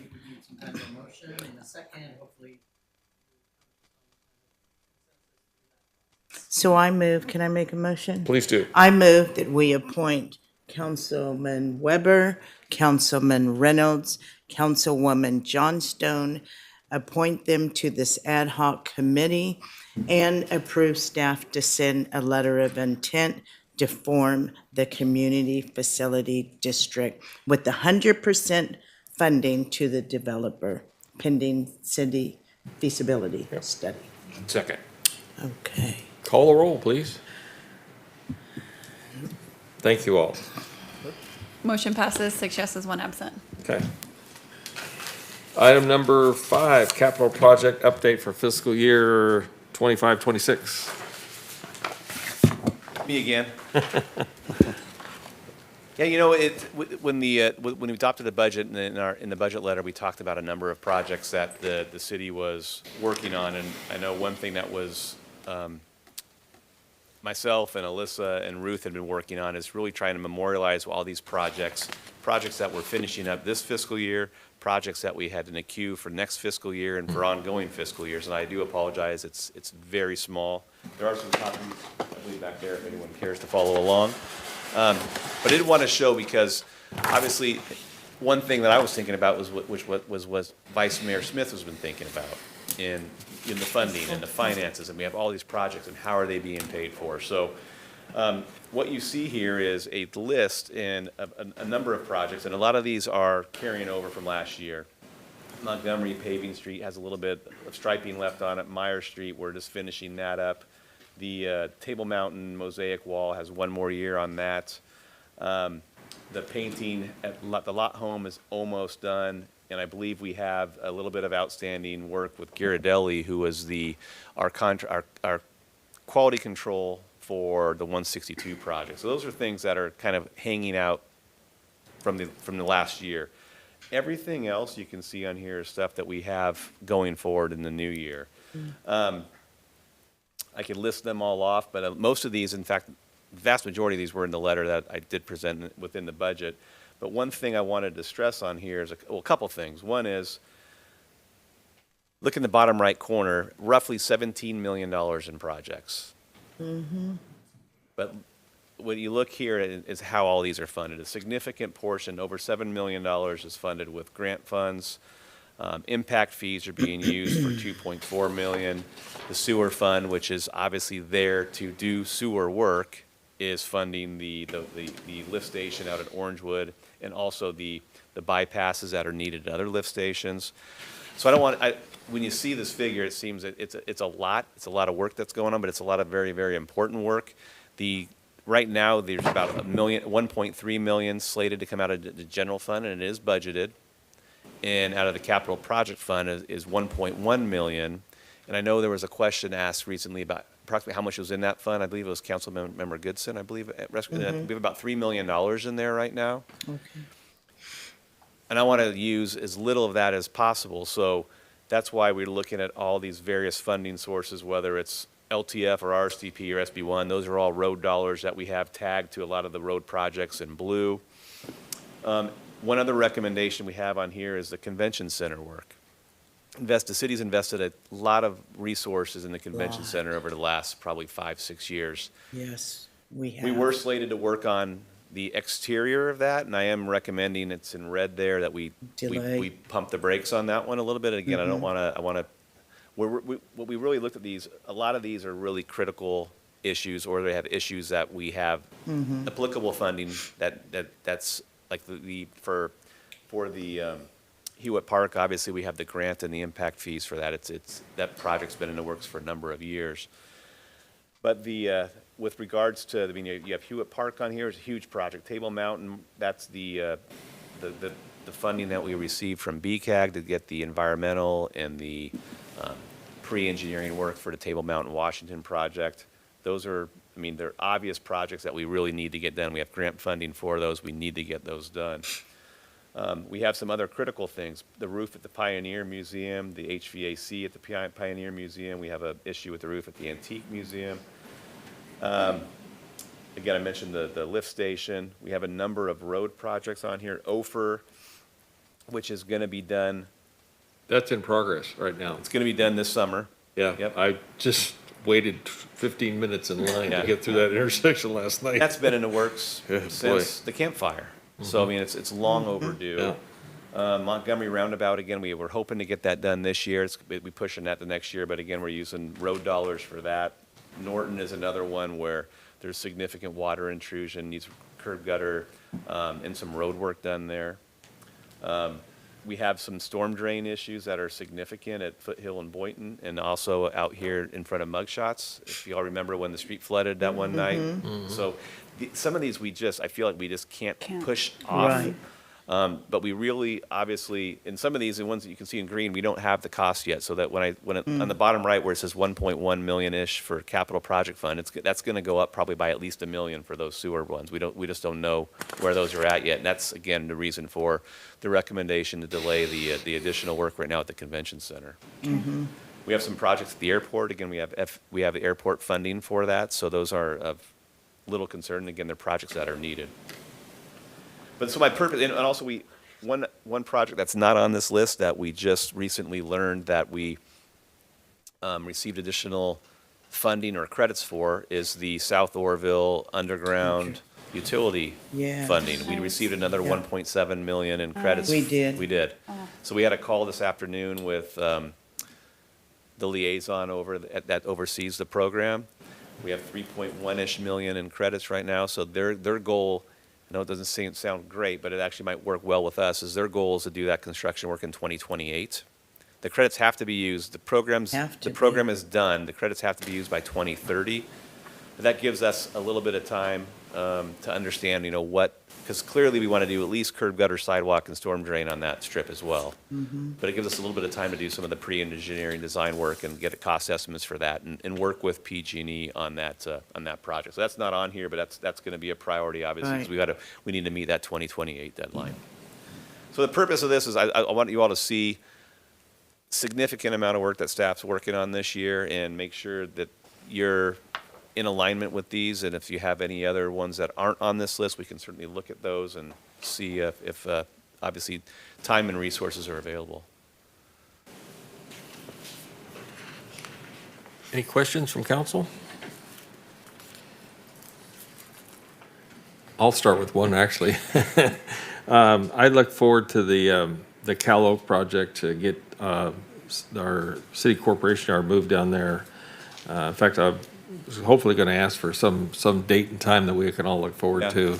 And I'm not trying to be unreasonable, but it'd just be nice to know.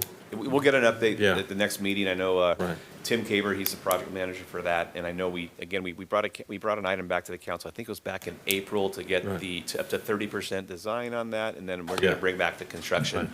So I'd even add that maybe if we could prioritize moving the city shop down there as maybe the first step, so that old building could be used for. Personally, I'll throw it out there for the police department. And I think that the city shop could be a great facility for the police department. I'm just throwing that idea out there, and I think there's a lot of space there, and there's a lot of potential there. So, and I'm not trying to prioritize it, but it'd be nice to see that done. I'm sure Mr. Wines has got some ideas he could utilize the space for. Vice Mayor's in there too. Oh, I do, but it's going to be something that's going to be, have a better return on investment for us. yeah. Vice Mayor Smith, please. I just wanted to say I really appreciate this, especially the tabloid paper, for those of us that are visually challenged. You can thank Kayla for that.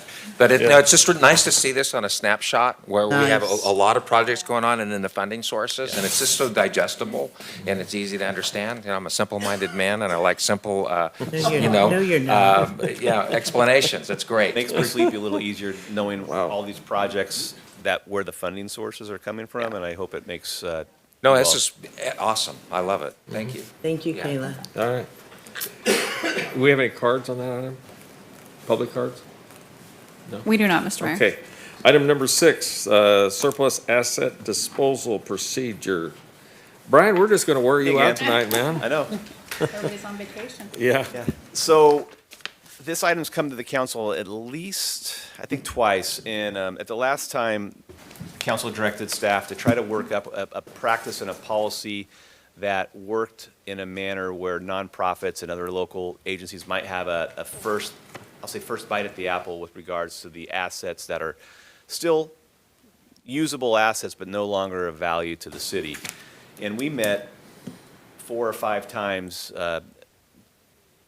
mulling this over, and at the last time we brought an item, a draft plan to the council, it talked about staff establishing market rate values for those items. If they were over a certain value, they'd go to, we'd give the nonprofits first bite at the apple, Right. buying those that didn't want them, then go to auction, and then they sort of can buy them there. And I know we had some public input that said, fair market value is somewhat hard to determine, and it absolutely is. A vehicle that's been used for 150,000 miles by OPD that runs darn near 24 hours a day, it's hard to put a value on that. Kelly Blue Book might say it's worth $3,000. The auction might say it's worth $500. So determine fair market value for that it's a challenging task. It's a challenging task to determine fair market value for a lot of the assets. But one thing we all are committed to is trying to recoup some of the costs, because for fiscal stability, and it just makes a lot of sense to try to recoup some of the costs for the city. So with that said, instead of spending staff time trying to come up with values, we ultimately landed that we feel it's the best practices to use kind of what we've been doing. If the council declares them surplus, declare them surplus, we send them to the auction, and then we can certainly develop a plan. Maybe we do it twice a year. We bring surplus assets to the city council, so nonprofits or other interested parties will know when those are going to be declared surplus, and then they will be going to the auction. We can let them know where the auction is, and then ultimately the auction will determine what fair market value is. I think it'd be less, just doing it in another way, it's going to be a lot more staff time, and I think we're going to get into a situation where some nonprofits might feel it's Slided. fair or not slided, Right. and it's just, it muddies the waters a little bit. This is fair. Councilman Johnston's in the queue.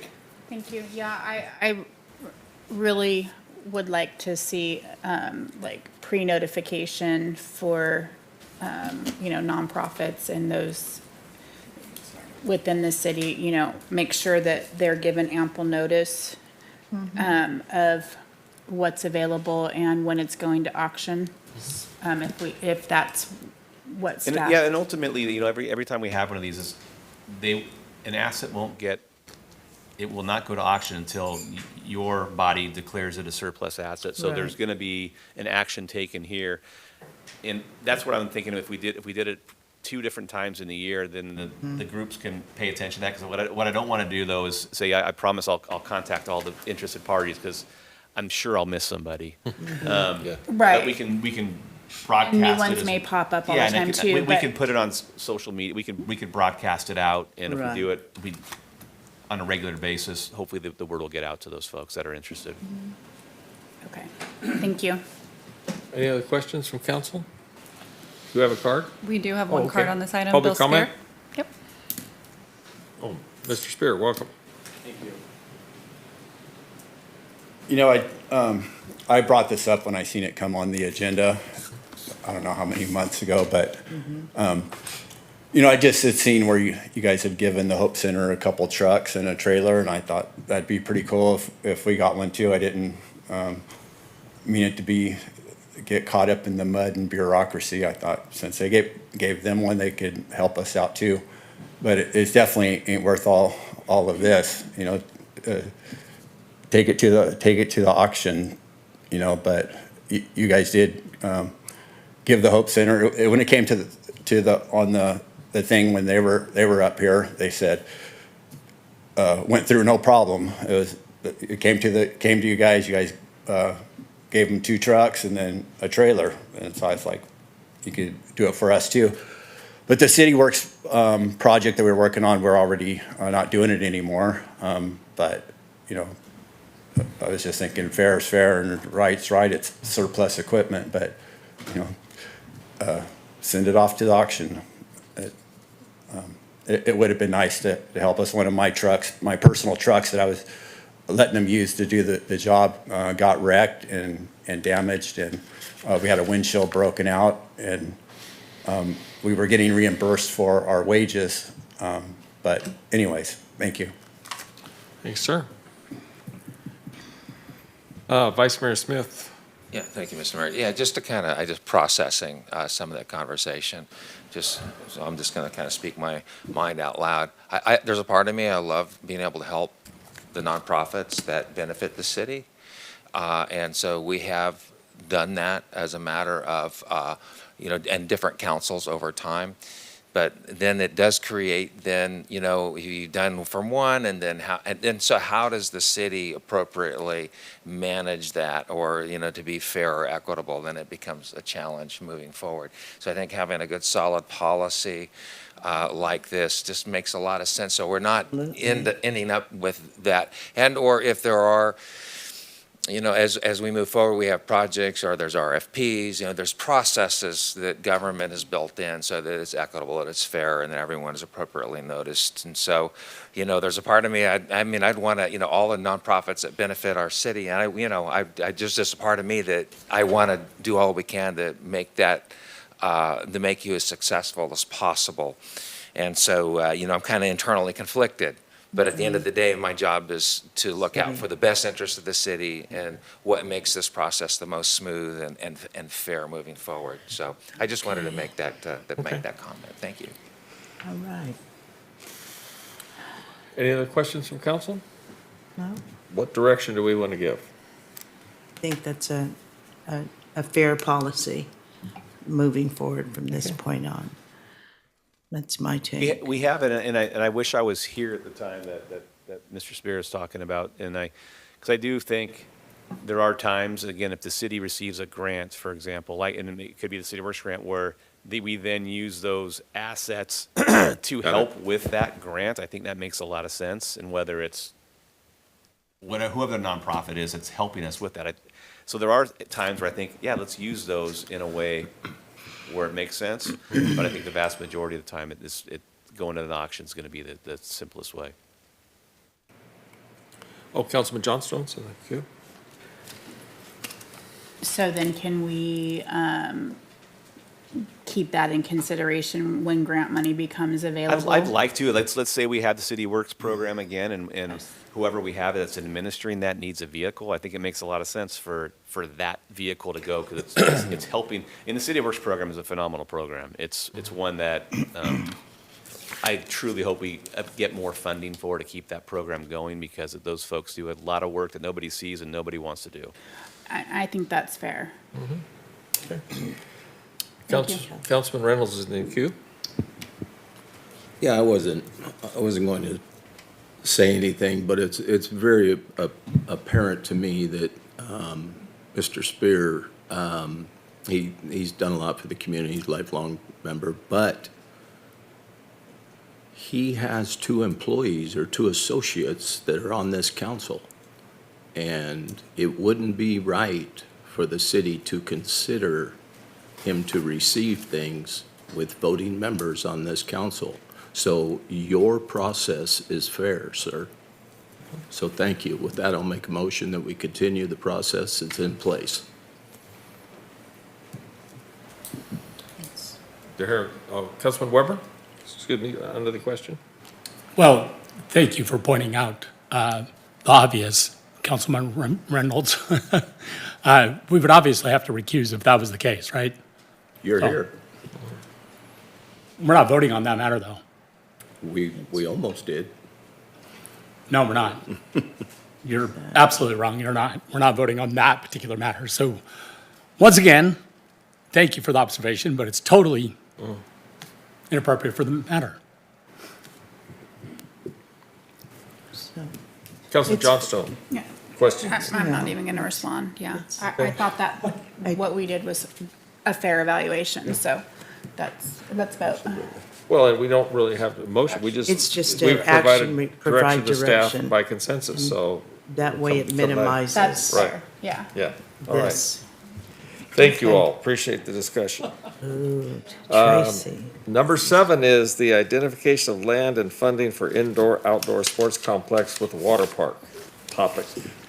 Mr. Ring again. Yes, well, I'll kick it off, but I mean, I'll turn this over to council members Weber and Councilwoman Johnstone. But this was, the next two items were put on at the request of a couple council members, but I certainly have some input to add. I don't know if you want me to add that now? Yeah, Okay. go ahead. Yeah, so this was, and obviously this has been a discussion topic that's talked at the council for a number of times, well, even during my short time here, whether it's a water park or it's a sports complex.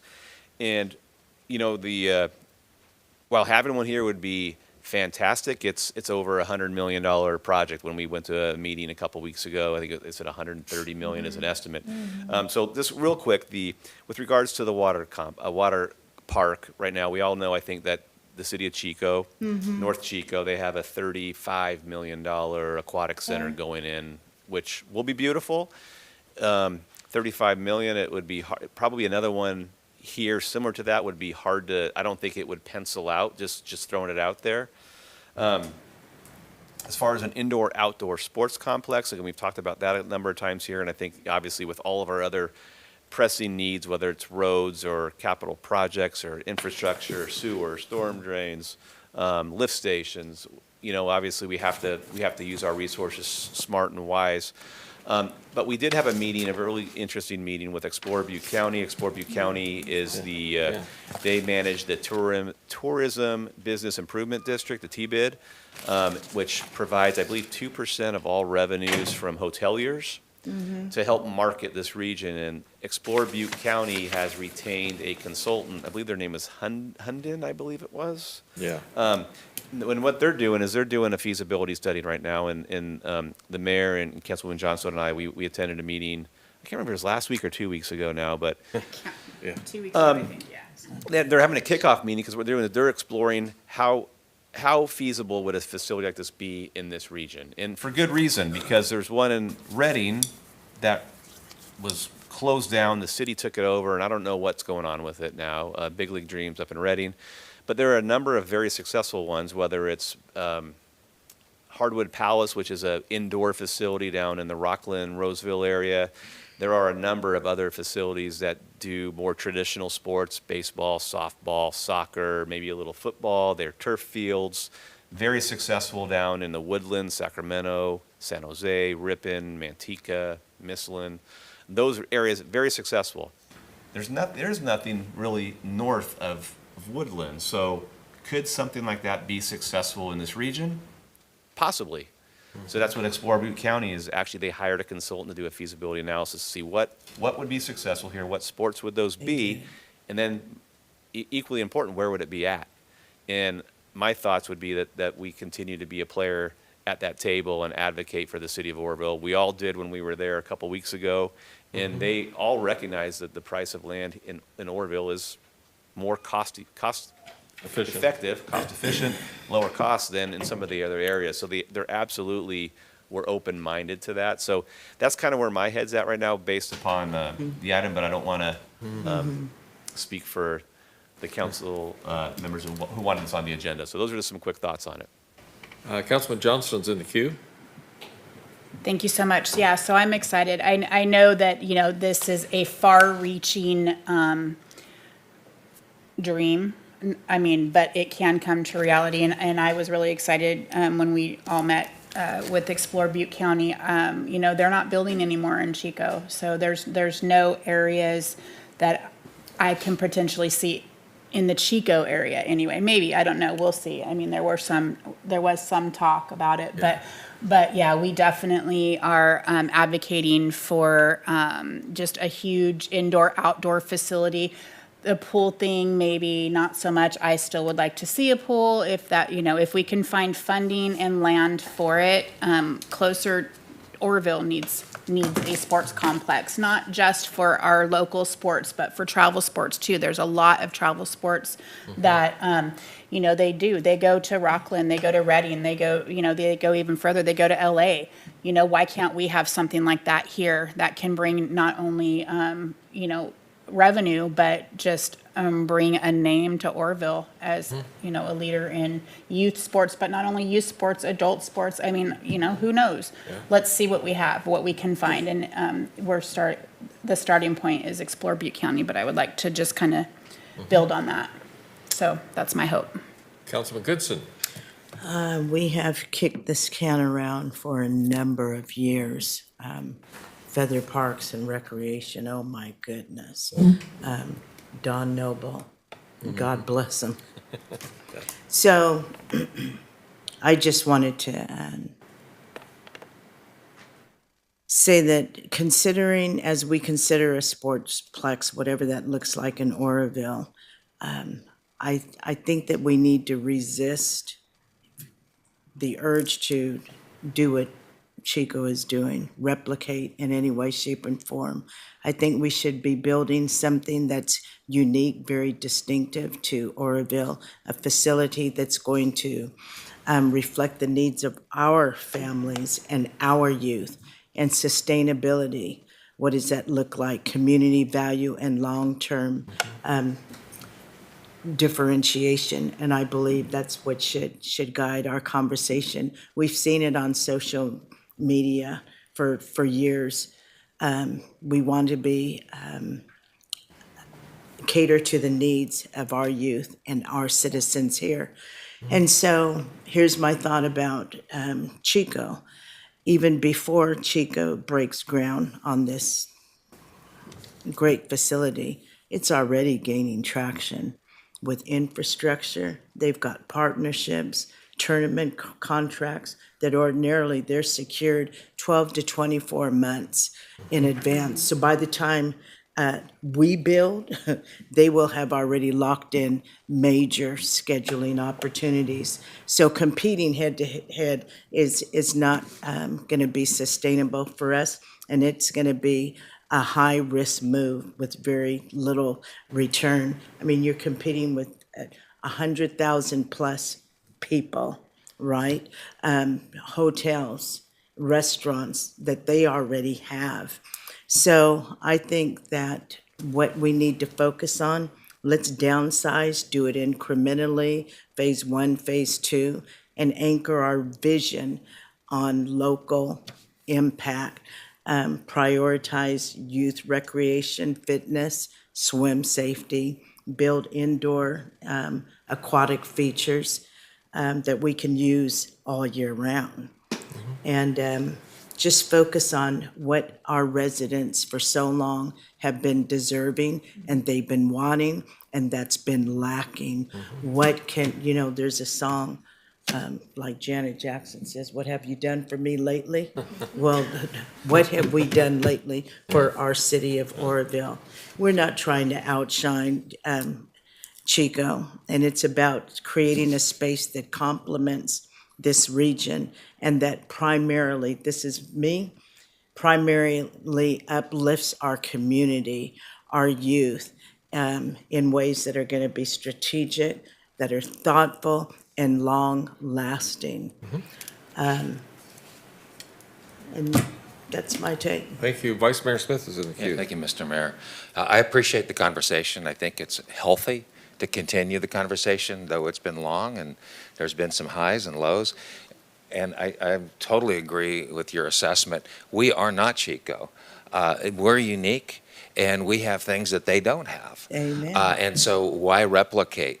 It just doesn't make sense. We have some amazing partners here, whether it's Feather River Parks District or Department of Water Resources, though that's been a challenged relationship at times. But they are. They're here.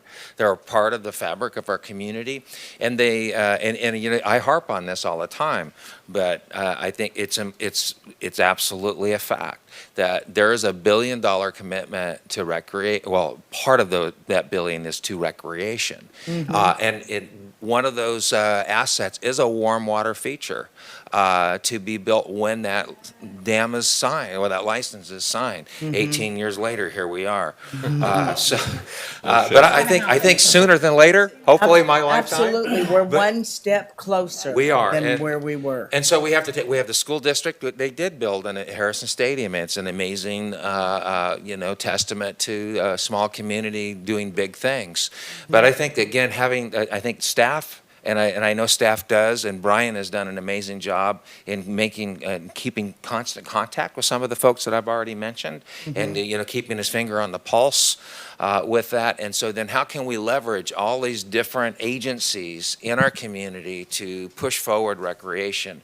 And then to also re-envision the rec plan, which in '06, when that was put together, talking again about the settlement agreement, that plan is over 20 years old. It needs to be re-envisioned, and I've talked with DWR many times about that. Now there's agreement with that, and so how can we bring some of those projects off the hill and right here down into the Orville community? And so we're talking about a lot of big dollars, huge potential for Orville that is unique to Orville. So we're not reliant on, hopefully we'll get that grant or we have to compete. Right. I mean, this is for our community.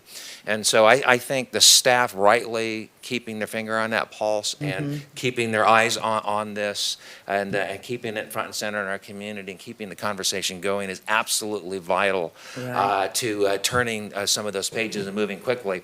One of the, just real quick, so we have the thing called ORAC, Orville Recreational Advisory Committee. They've been meeting for decades, and this is the conversation several times a year. But that committee will dissolve and it will become RAC when the settlement agreement is signed.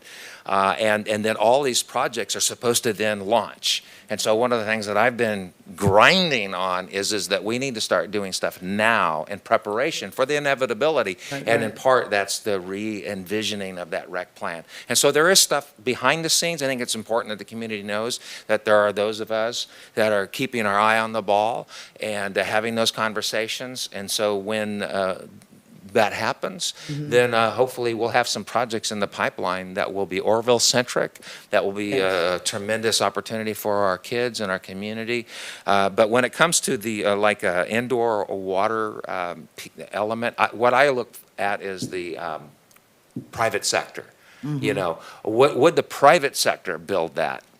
We don't have the demographical support right now. But with housing, moderate rate housing, market rate housing, and some of the things, and we get some of that, we get our infrastructure kind of going, then that equation can't change. But right now, we're not in a position to build it. Like what Chico's. We're not Chico. We're Orville. We're unique. We're special and important. And so, anyway, enough said. Thank you. Enough said. I'm in the queue right now, and this is obviously it's a long drawn out thing that we've all been working on for 20 years or more. At the meeting with Explore Butte County, one of the things that I kind of stressed is it's not an Orville Chico thing, it's a big area Butte County thing. And I wouldn't want to build a facility that competes against anything Chico had. That doesn't make any sense. But if we build something that complements the entire process, somebody says, well, nobody will come from Chico to come to Oroville. Yes, they would. Yes, they would if they don't have to go to San Francisco or Sacramento. Yes, they will. See, that's the middle point. And we actually sat in the room with so many people, they're running out of practice fields for baseball. Yep. They want practice fields. They want soccer fields. They want they don't have the room. Their real estate is running out. So, I mean, we're sitting in the room, we're going, yeah, we don't have any place to practice. So there's an opportunity here not to compete against each other, but just to blend something together in its entirety.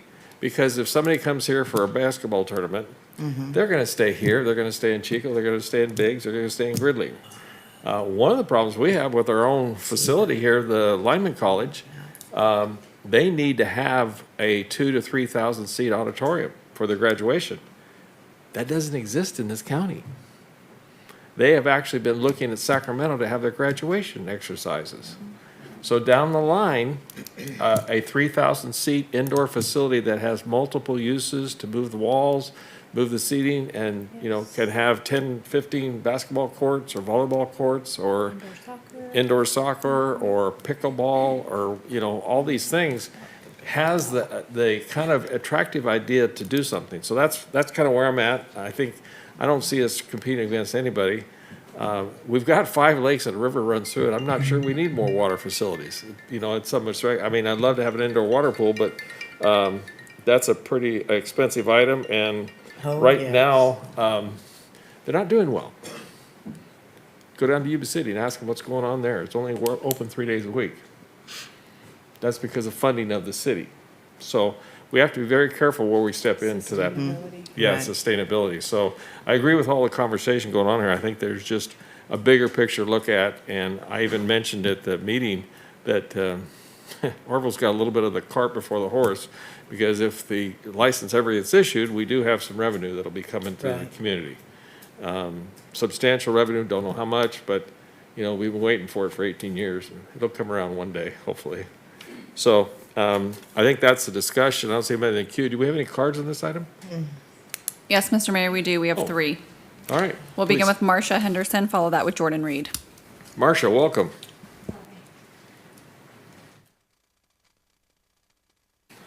It's Marcia Henderson, and I just wanted to drag this out just a little bit more. I'm not even sure I need to voice my opinions. I'm hearing my opinions, but I'm going to go ahead and read this. Sure. I'm here to voice my support for looking to develop recreational facilities in Oroville as long as we have the funding to build them and can afford the fixed costs to sustain them. The project that's proposed that I saw includes a water park, and this is, as you said, this is not the first rodeo for that concept. I supported it back in the early 2000s when a friend of mine, Chris Tellis, invested a lot of his own money to conduct environmental impact reports. He hired a nationally renowned architect to draw up the plans. He brought in fisheries experts to discuss the impact on the river habitat, and how to mitigate the effects from a water park. The city appeared to want to move forward with the water park, but at that point, several other sites were proposed by property owners in addition to my friends, and the city hired a consulting firm for about $300,000 to $350,000 over a period of 3 years to do feasibility studies. A site was chosen and nothing happened. I hope that, so my concern is that the council may have good intentions, but once again, maybe not see it through. So I hope that if one of the directives is to form an ad hoc committee, that committee will take the time to do a forensic review of the studies that were already conducted as appropriate, including the one that was done by DWR prior to hiring any more consulting firms. Also, if that project is out of reach to build a complex that includes a water park, then maybe consider a scaled-down project. That being said, please remember that it isn't just our active youth that seeks your support. Your senior constituents would also appreciate your consideration to support activities that we can do. Bocce ball, pickleball courts, anything that can get us out and about and moving would be greatly appreciated. Thank you. Thank you, Marcia. Thank you. Up next, we have Jordan Reed, followed by Ann Stevens.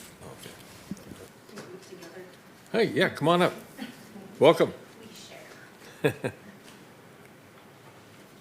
So, hi, I'm Ann Stevens, and this is Jordan Reed, President and Vice President of the Board of the Forebay Aquatic Center.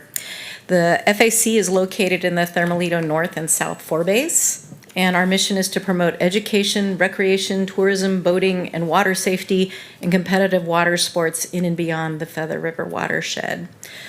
We serve several thousand kids each year from Plumas, Butte County that come to the Forebay for education programs. We have a really vibrant summer camp program that's going on right now. We support 3 clubs, the Butte Sailing Club, the Table Mountain Rowing Club, and the CSUC Rowing Club. So we just wanted to make you aware if you folks in the room are not aware of what we do. And just to build on what you said, Oroville definitely has something unique and distinctive. We live in Chico. We come to Oroville to sail and to boat. So I turned over to Jordan. Thank you, Ann. And I really appreciated the incremental approach that you guys talked about, the specialness of Oroville. I know you guys worked on a 2017 supplemental benefit proposal, talking about all the different ways to utilize the river, make a more natural, more economical, vibrant riverfront community. All of that Chico doesn't have. That's something that you guys can focus on. We just wanted to make sure you're aware there is an aquatic center currently in Oroville, and incremental approach could be to work on that until ORAC turns into RAC or whatever Yeah. comes into the Yeah, future. cool. Okay. Thank you, sir.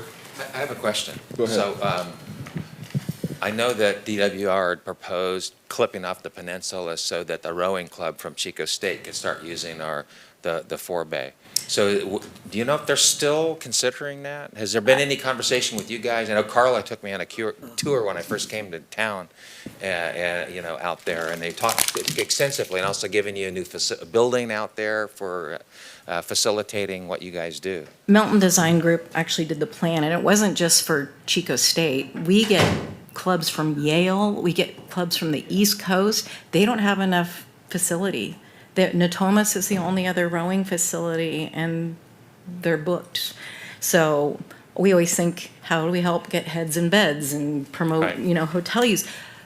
There is a huge lucrative opportunity. There are issues with State Park, I think, with that whole idea of dredging the peninsula. The environmental We issue. brought it up when the dredgers were here because of the dam issue, that it might be a nice time to think about some. Yeah, that $1 billion, that's one of the things I'd like to see done, is to get rid of that peninsula, which would be, and then that would be another major feature for our community. For bringing people to Yeah, the park. absolutely, yeah. And I wanted to say, so we are funded through Department of Boating and Waterways. It's a $40,000 grant each year, and then we get money from concessions, and not concessions so much, it's the summer programs, contracts with Plumas Unified School District or Plumas County.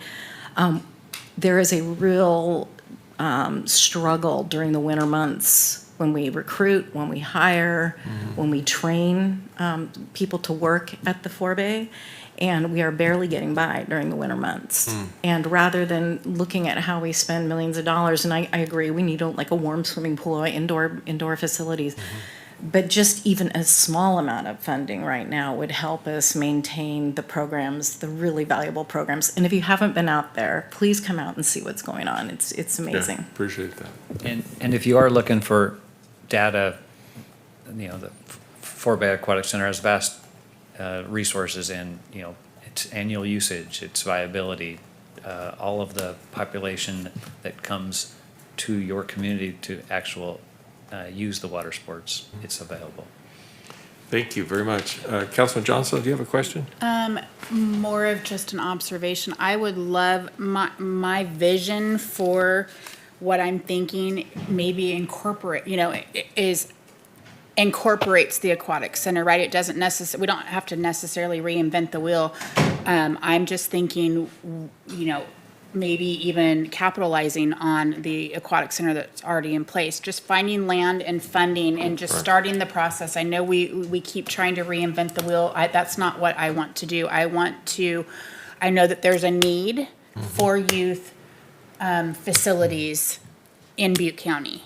I want Orville to be the premier location for that to happen, so that our youth and our other folks, right? Not just our youth, but I'm very involved in youth right now, so that's my kind of forte right now. But they leave out of Orville to go play their sports. Why can't we have those sports brought here to include any type of team water sports or whatever that may be, and incorporate that? So as far as a water park, that's fine. We don't need a water park necessarily, but how can we utilize the resources that we have and get the funding that we have for an indoor-outdoor facility to incorporate that?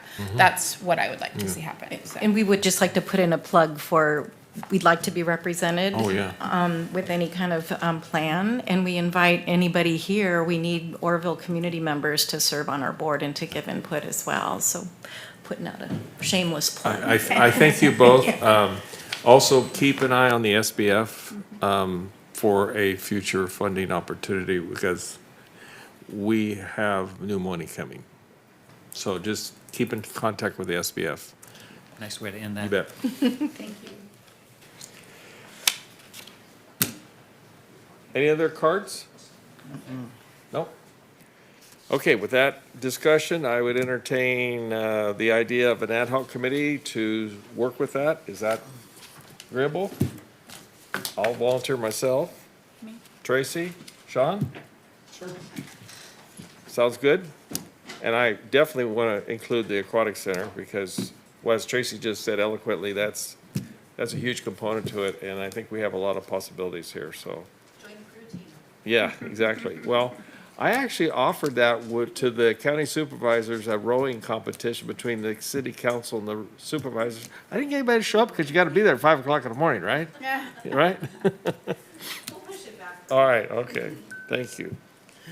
All right, item number 8, is that next? Mm-hmm.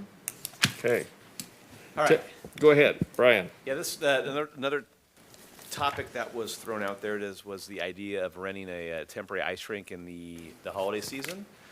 And I did a little bit of research on that too that I'll share before I turn it over to Councilman Johnstone and Councilman Weber. But obviously I think everyone's aware that the city of Chico's done this, I think for 3 years now, maybe 4. Town of Paradise has had one for, frankly, a number of years. I know in speaking with some folks up there, I think they did something different last year. They didn't use an ice rink, they used a, You're talking about Chico. well, Chico did ice, but Paradise did like some sort of a plastic polycarbonate or some other different, but it wasn't as successful.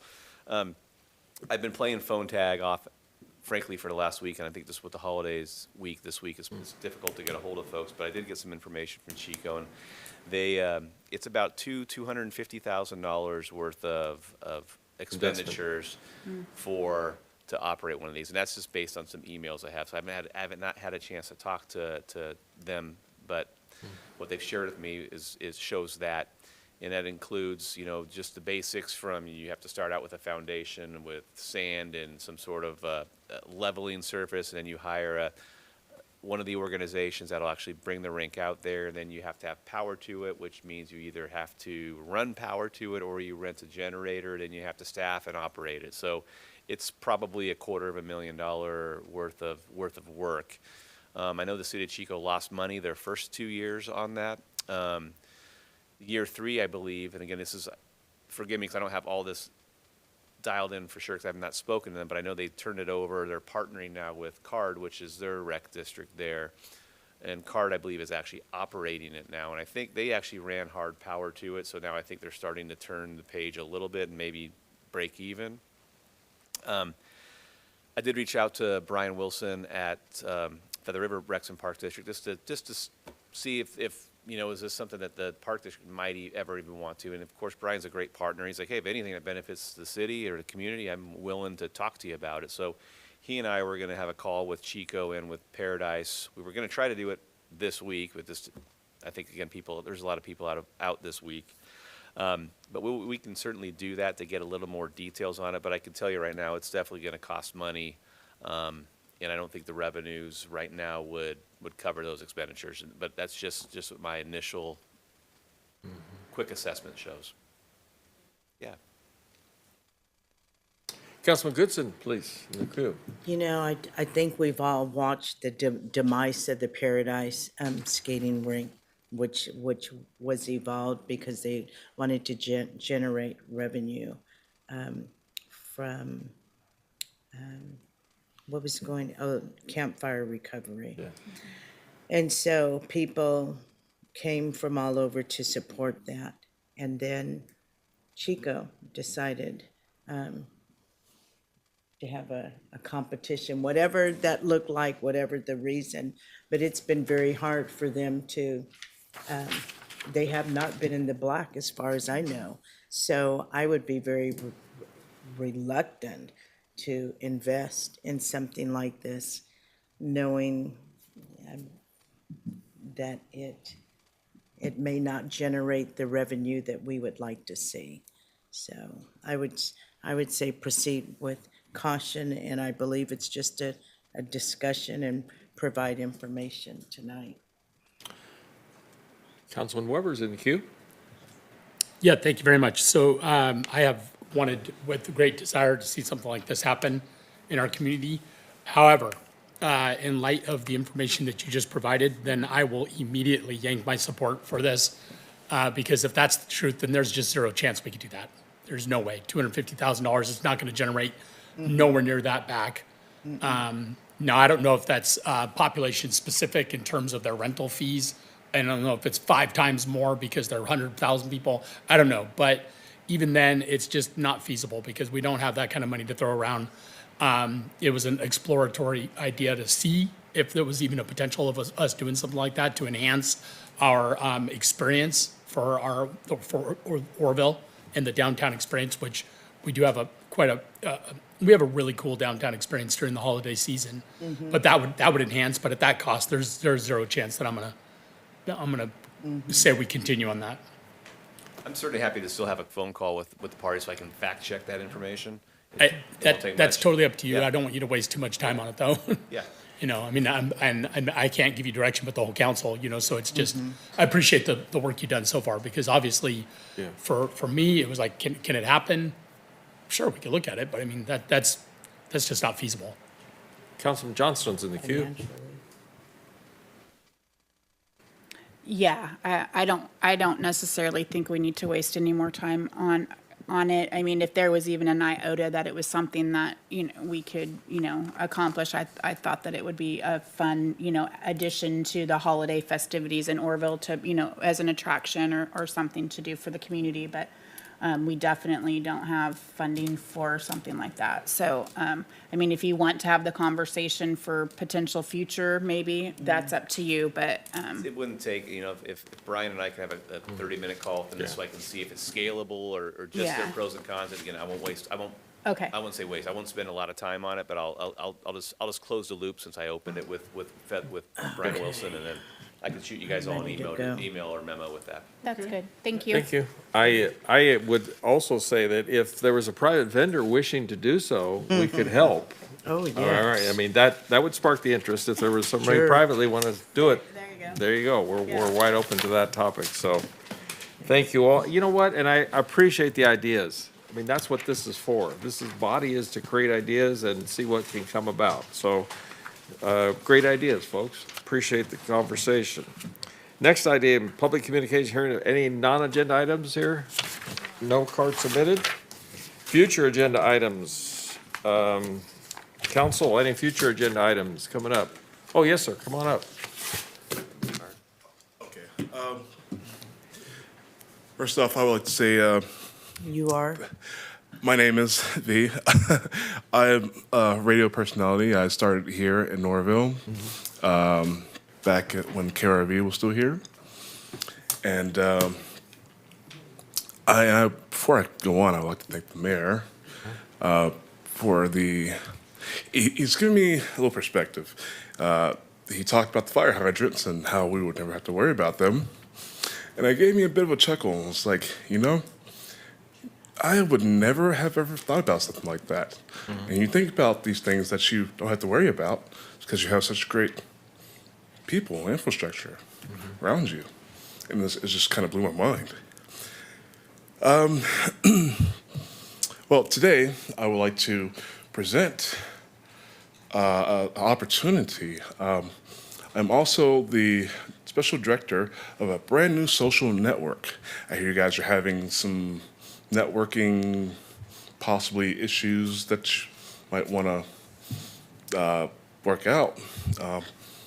My network is supposed to be community orientated, and it's my job to find small communities that might want to invest and have a platform in which it's all about community.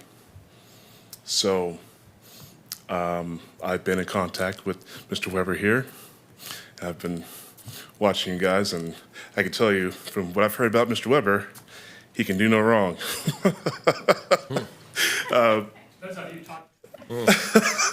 I've talked to everybody. No, you haven't. Yeah, so I'm sort of learning this thing. This is my first time with this, so I'm hoping to be able to work with you guys, and you guys can form a partnership. You guys can help me develop my game, and so we can get this thing going and be able to move forward. Oh, by the way, my social network is called TLB Talk. Stands for the Liberty Beacon Talk. I am a director with TLB Media Project. It's the larger company. And so we have launched a social network called TLB Talk. And so since beta phase, we've got a few misfits on there testing it, saying what they want to say. But yes, it's all about free speech and keeping communities in contact with each other. You talk about jobs need being filled out, and you know what, you do direct surveys. You know what kind of facilities do we need? Do we need this? Do we need that? You'll be able to have full access to the community times. Thank you. You get 3 minutes, so just to let you know, time has expired. Oh, yes, that's all I got. Would you leave us your contact information? Yes, with sir. the city clerk? If I may, I have cards for all of you. That'd be great. Thank you, sir. Appreciate your time.